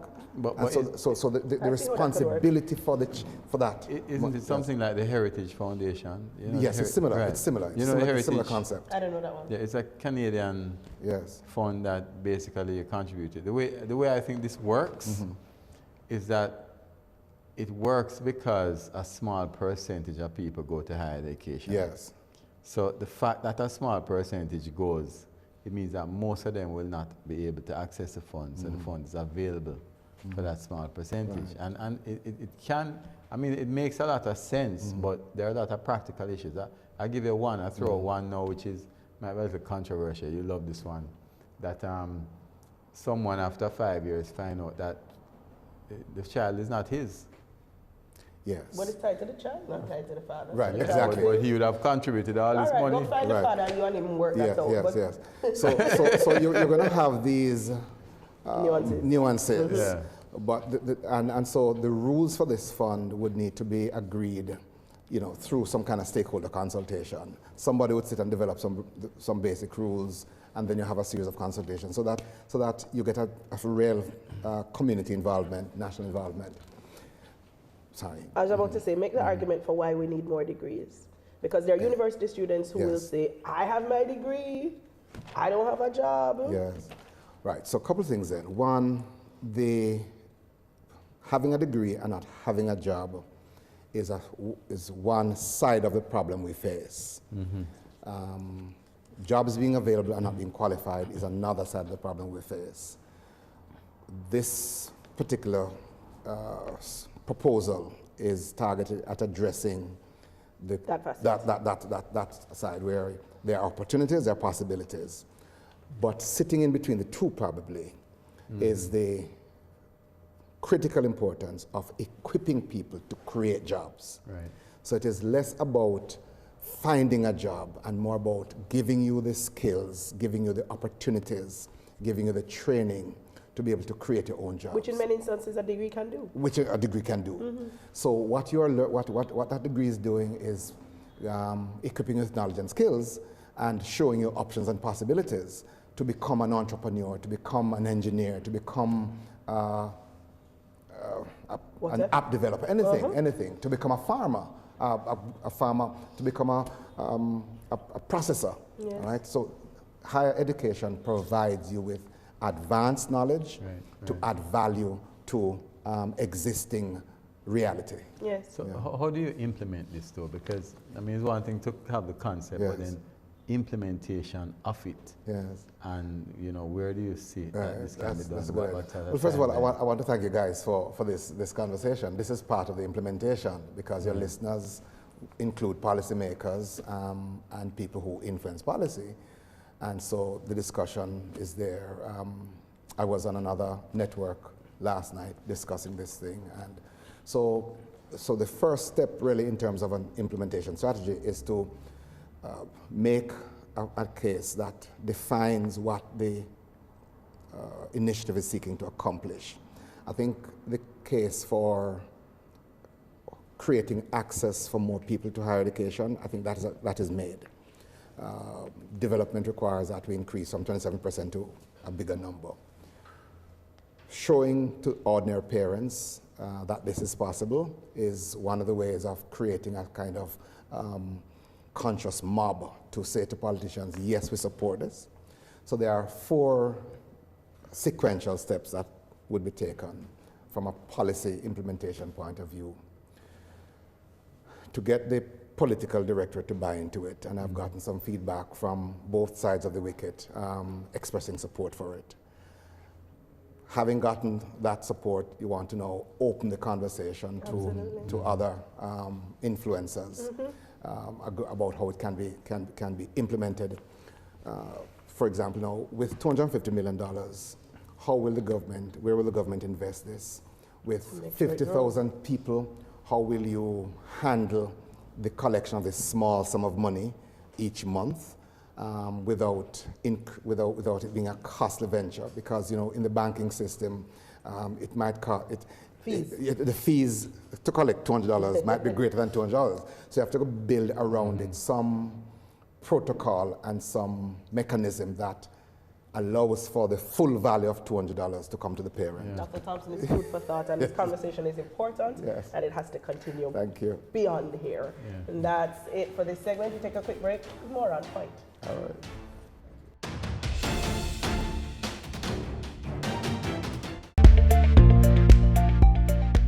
Internal audit. Internal audit service is vital when organizations aim to achieve reliable financial reports and regulatory compliance, navigating risks, streamlining operations, and promoting stakeholder confidence. The benefits of a high-quality internal audit are limitless, especially when you secure yours from a firm with deep industry experience, exposure to hundreds of organizations, dedicated professionals, and proven methodologies. Whether you're looking to establish an internal audit function, attain or maintain compliance with various regulations, mitigate your risk of fraud, or gain an overall assessment of your internal controls, you can count on Dodgen Global for reliable and timely business solutions. We've helped organizations nationwide and across industries to establish internal control structures, create an internal audit function, or improve an existing one, and maintain regulatory compliance. We provide ongoing education as regulations and public perceptions change. We are trusted advisors for management and boards. External auditors can be confident in our work and its results. Let Dodgen Global be a turnkey solution for your organization. Our team can help you make smarter, more effective decisions. Let's have a conversation. Contact us at email info@dodgen.global. Website https://dodgen.global. The Good Life, your trusted source for useful health and wellness information, lifestyle tips for the mind, body, and soul.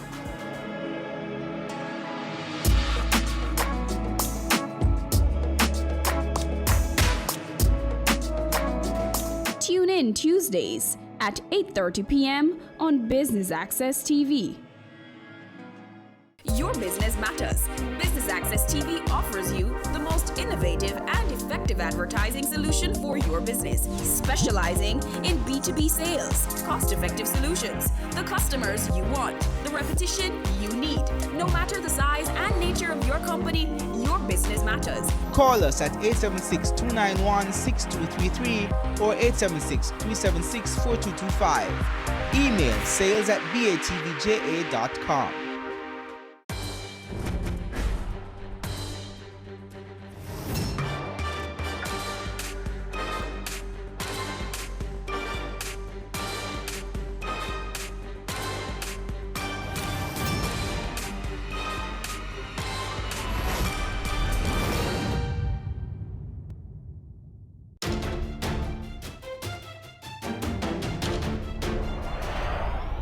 Welcome back to On Point. The UE Guild says their entrepreneurship competition is meant to develop the entrepreneurial skill within students, and on campus, it's to spread the growth and development of entrepreneurship.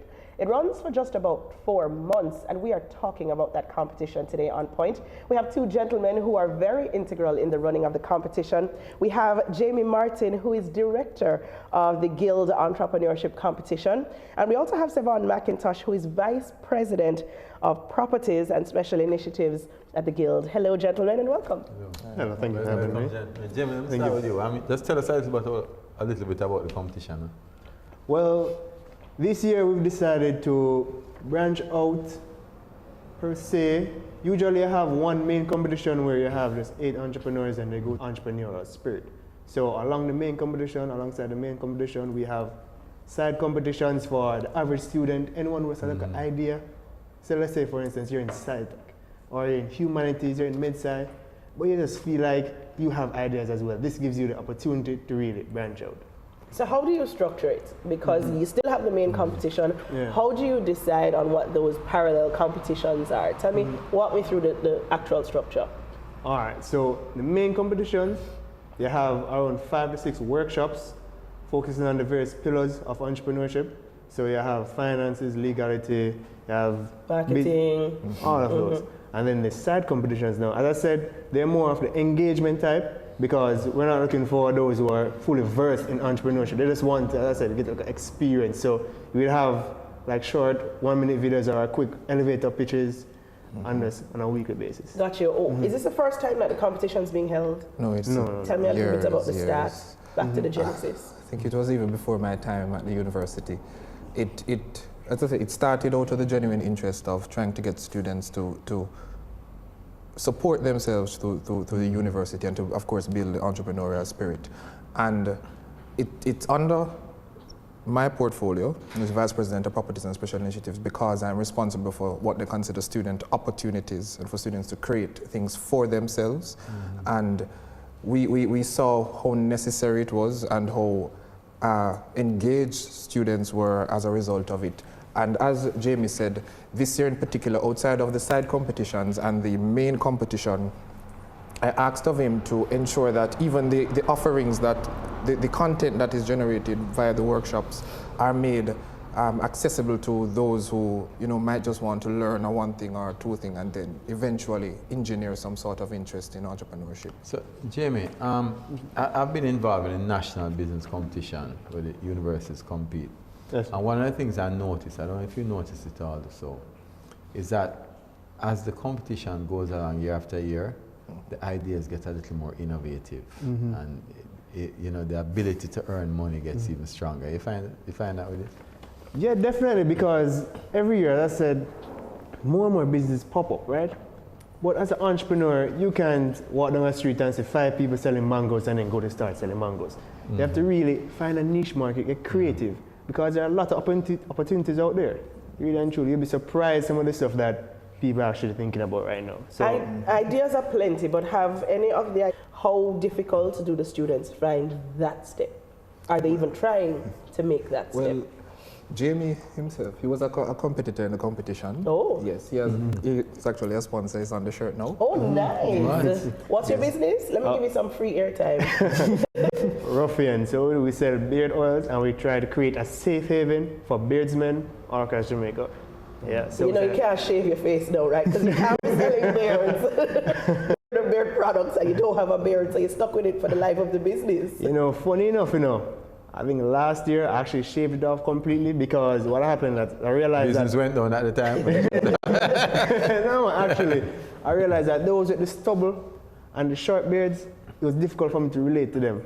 And so I decided, all right, I want to guide them too, because I have some people who they're just starting out and they don't know what to do. So I said, okay, I'm going to make a quick series on it. So I decided, I'm going to shave it down and then just try and guide them. In the same way that I guess women who are growing their hair, they have all these tutorial videos, why not your beard? So you actually started, conceptualized the idea from the competition. Yeah. Now a functioning business. Yeah. I love that.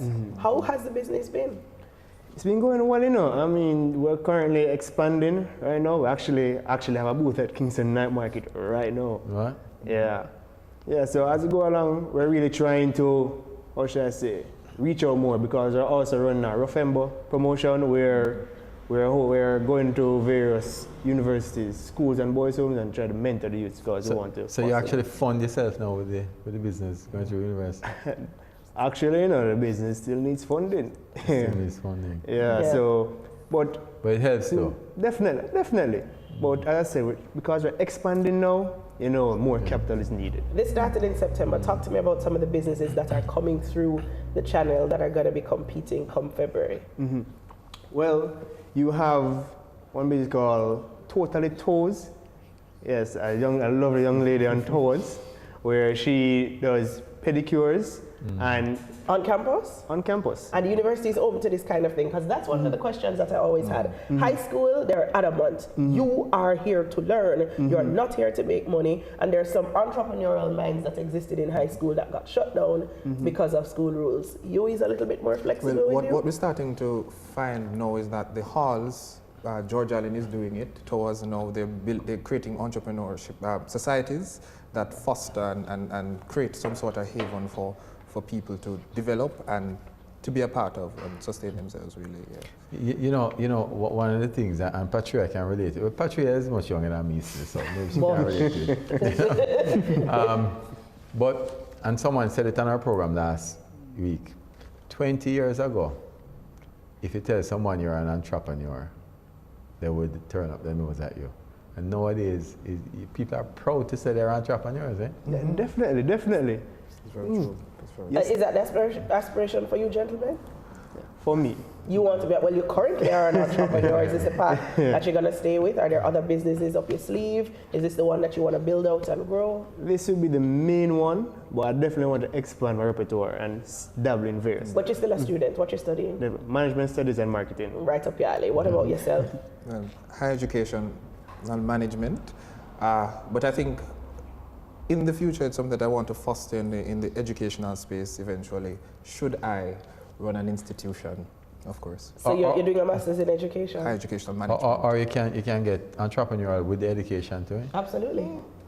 I mean, Gordon's way we did it. Most definitely. And I think there's also a requirement on the part of school administrators to recognize the importance of entrepreneurship, and that many of their students are going to have to find their way by setting up their own business and planting that seed. So it's important for you to get it. Because personally, what I'm trying to look at, because there are certain businesses that, for example, if somebody's a tailor, they're going to use electricity from the university, and that might become an inconvenience on the part of the university. So what I'm trying to look at are ways to ensure that there's no legal issues or no challenges on the part of those students. You get a fat light bill from the university. So to facilitate them still supporting themselves, and of course the university still meeting its mandate to serve its students. But you had said that the competition started because you wanted to give people the ability to fund themselves. Eh?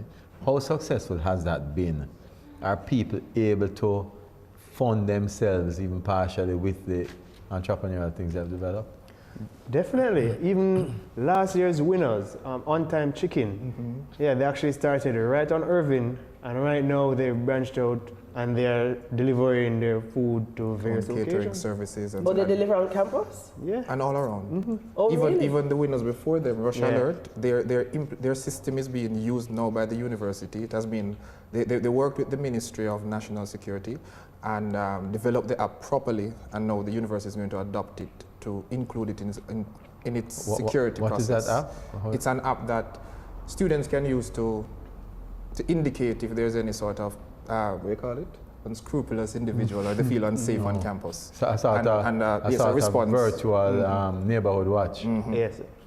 Okay. Yeah, who's supporting you, and what kind of prizes are they looking for? Because young people don't do anything for free at this point. They need rewards. What are the rewards in the competition this year other than your own business? Well, for this year we have, JN is offering the cash prize, and what we've asked of them is also to through one of the subdivision of JN to guide the winners. So it's $200,000, and then it's 150,000 for the third place. Oh, fantastic. After the competition, of course, they get filtered into another competition. So we're trying to ensure that they continue to grow and earn even more funding for themselves. Only the Toast Chick has gotten a plug so far. Let's talk about a few of the other businesses. Well, you have Good Cosmetics. She has all natural ingredients for makeup and such. Wonderful actually. She has a website running and she's actually branching out as well. Fantastic. Yes, when she came to the competition, she already had everything planned out. It was really experience and such. You also have House of Health. It's a dancer who decided that he wants to open what should I put it? A massage parlor on campus. Yeah, so he wants to help the athletes and other dancers. Anyone who feel like, sometimes they have a rough week and they have that tension. Yes, he definitely relieve that and such. Fantastic. So those are the 3 businesses, or there are others? There are multiple. Yeah, there are more. Are there others that are going to come on stream within the next couple of months, or you already have the cohort that's going to take you through to February 6th? No. The top 5 selection is actually going to be in the end of November. Yes. So right now we're working with all 8. Gotcha. All 8 look very promising, so I don't know how the top 5 is going to go.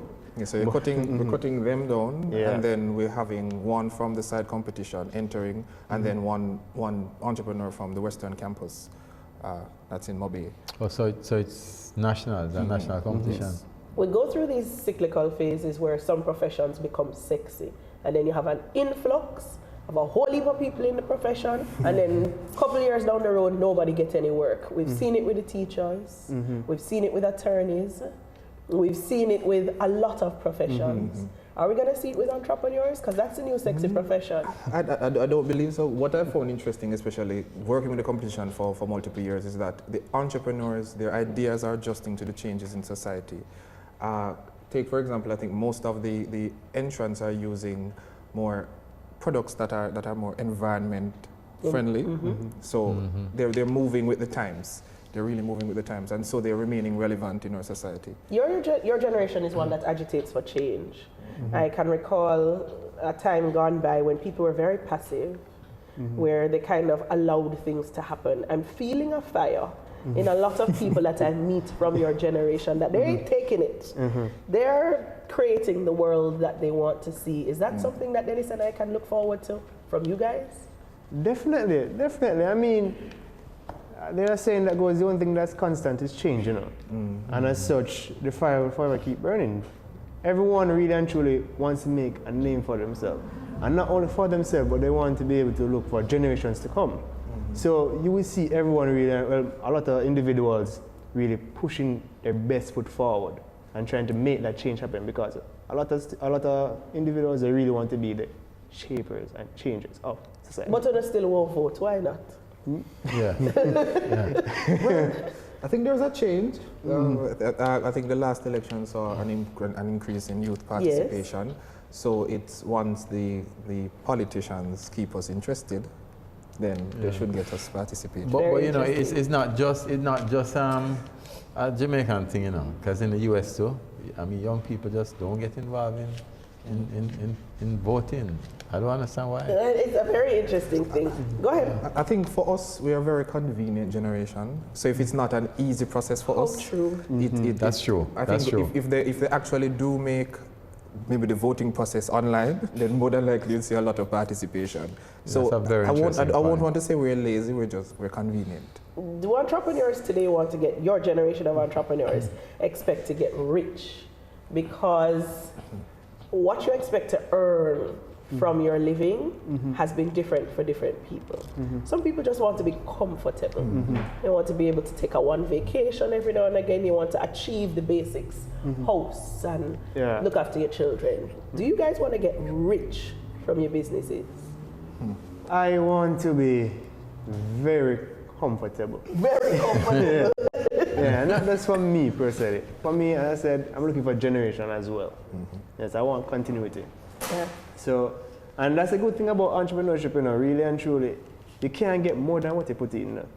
So you can really have somewhat of a say in the outcome.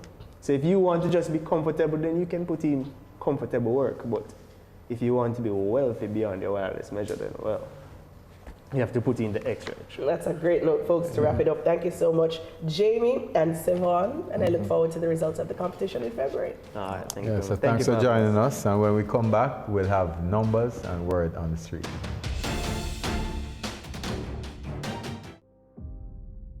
Corporate restructuring services. In today's evolving commercial and economic environment, businesses are continually seeking opportunities to manage operating costs and tax positions, as well as contain cash expenditures.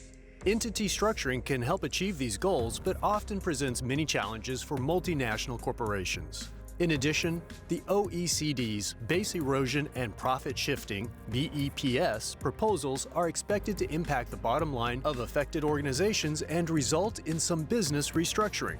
Crow Jamaica delivers an integrated approach to clients' corporate and reorganization needs. Services include simplifying group structures, executing domestic and cross-border transactions including mergers, demergers, disposals, and company migrations, transferring assets and business units, aligning legal structures to business models, establishing national or regional hubs, converting subsidiary company structures to branch structures and vice versa, integrating legal structures following a merger or acquisition, providing practical advice and assistance throughout the planning, development, and implementation phases of corporate reorganizations. Crow Jamaica assists businesses and other advisors in developing and implementing efficient, cost-effective legal structures and business operating models. Our team can help you make smarter, more effective decisions. Let's have a conversation. Contact us at email people@crowjm.com. Website www.crowjm.com.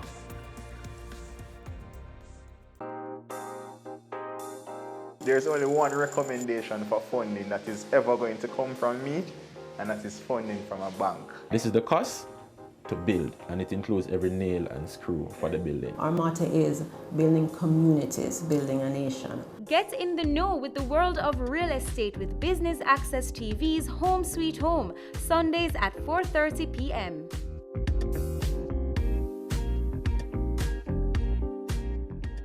Your business matters.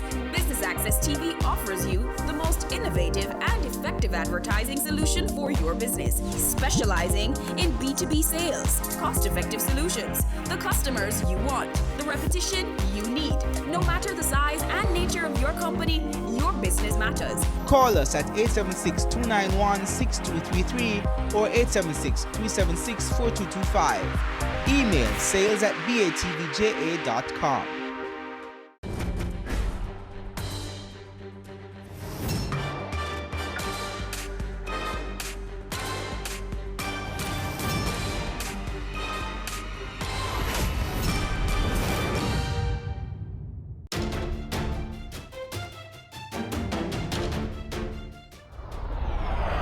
Welcome back to On Point. Now, we've been talking about tertiary education and specifically how you finance tertiary education. Let's take a look at how people around the world do it. Luxembourg leads the way when it comes to the amount of money being spent per student for tertiary education. That country spends just under $42,000 on each student. The USA comes in a distant second, spending almost $27,000 per student. The United Kingdom invests some $20,000 in each of its citizens who goes to college, while Australia spends $14,159 for each student to access tertiary education, and Austria forks out $13,138 per student. And our On Point team hit the streets and asked, should the government fund the UA and UTech equally?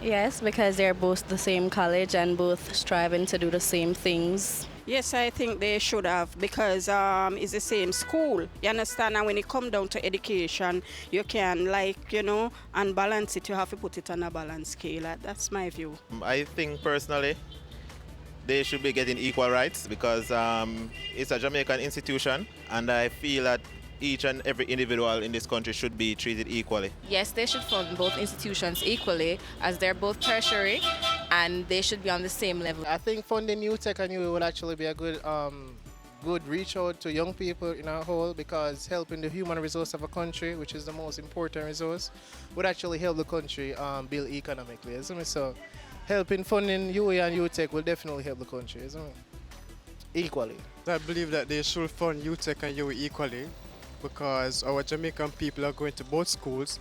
They're both accredited, and I believe that, I don't see why UA should get most of the funding and UTech doesn't. Right, of course, UA is more affiliated in that way. However, UTech still provides a great amount of courses to study, and also I just don't see why it's not done equally.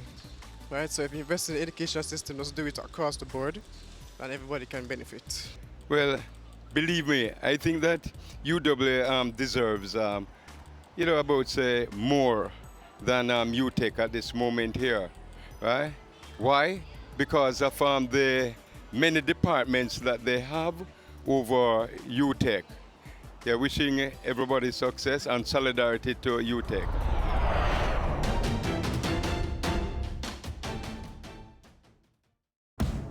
I'm 36.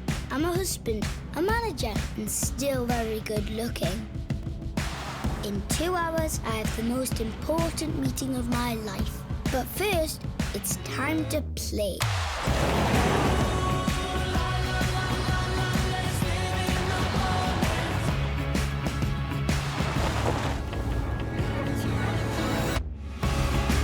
The new Suzuki Vitara.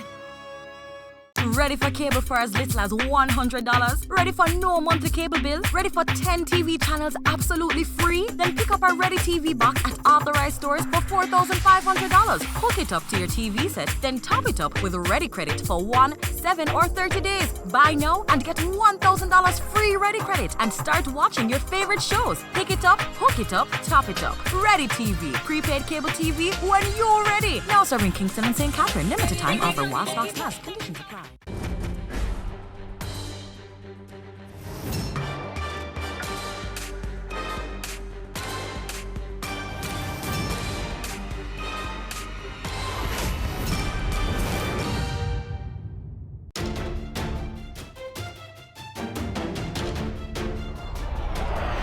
Interesting show today, Dennis. Yeah. I particularly love that discussion about the funding of tertiary education. Which was the first discussion. discussion. I know it's a pain for a lot of people, even with all the scholarships, this 5K, all of these grants and bursaries, it's still never enough.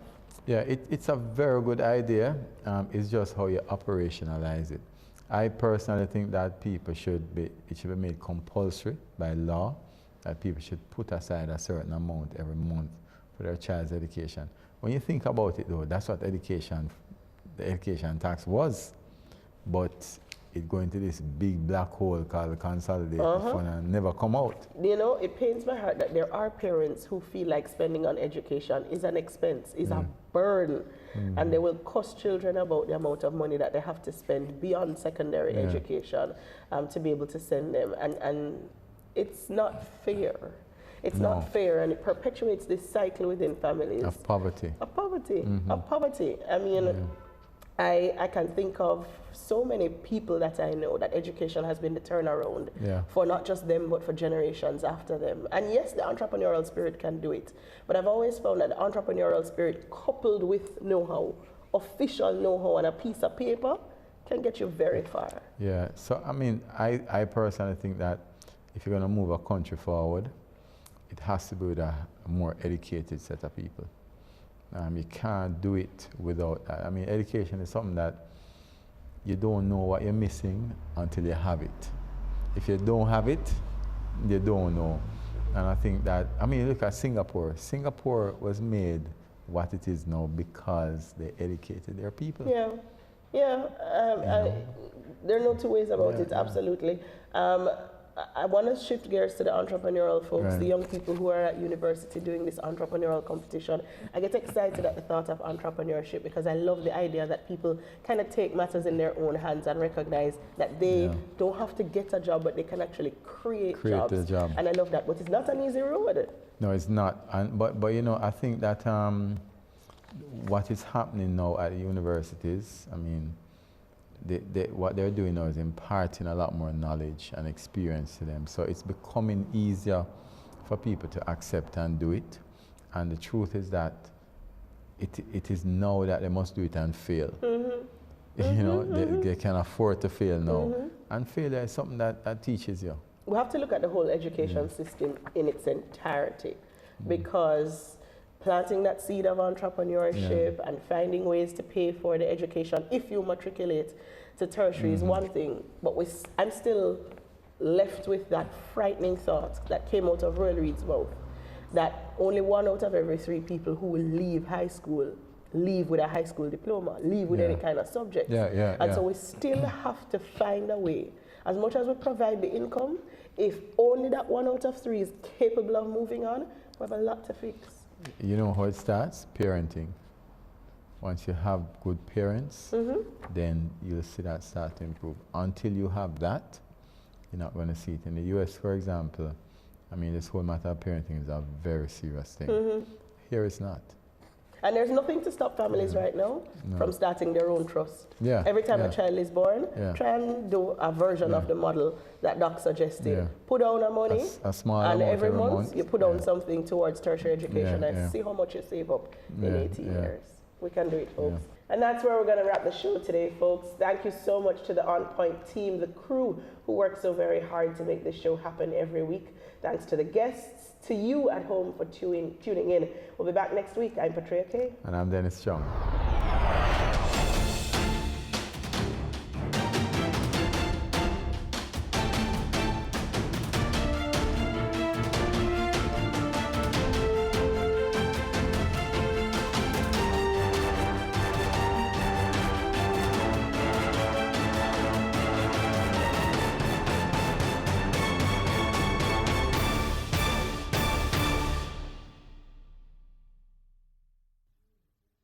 On Point was brought to you by Dodge & Global. Cameo brings the creative industries to life. Delighting creatives in different fields each week. Art. My life turns art. I breathe, I eat art. Fashion. Food. Without a customer, we're nothing but 4 walls. Music. Film. Cameo, only on Business Access TV. Have you seen it? It's BATV Live. Live streams of business news weekdays at 7:30 p.m. Stay on point Thursdays at 8 p.m. with our Business Current Affairs show. And Weekend Business Report Saturdays at 7:30 p.m. Wherever you are. Log on to our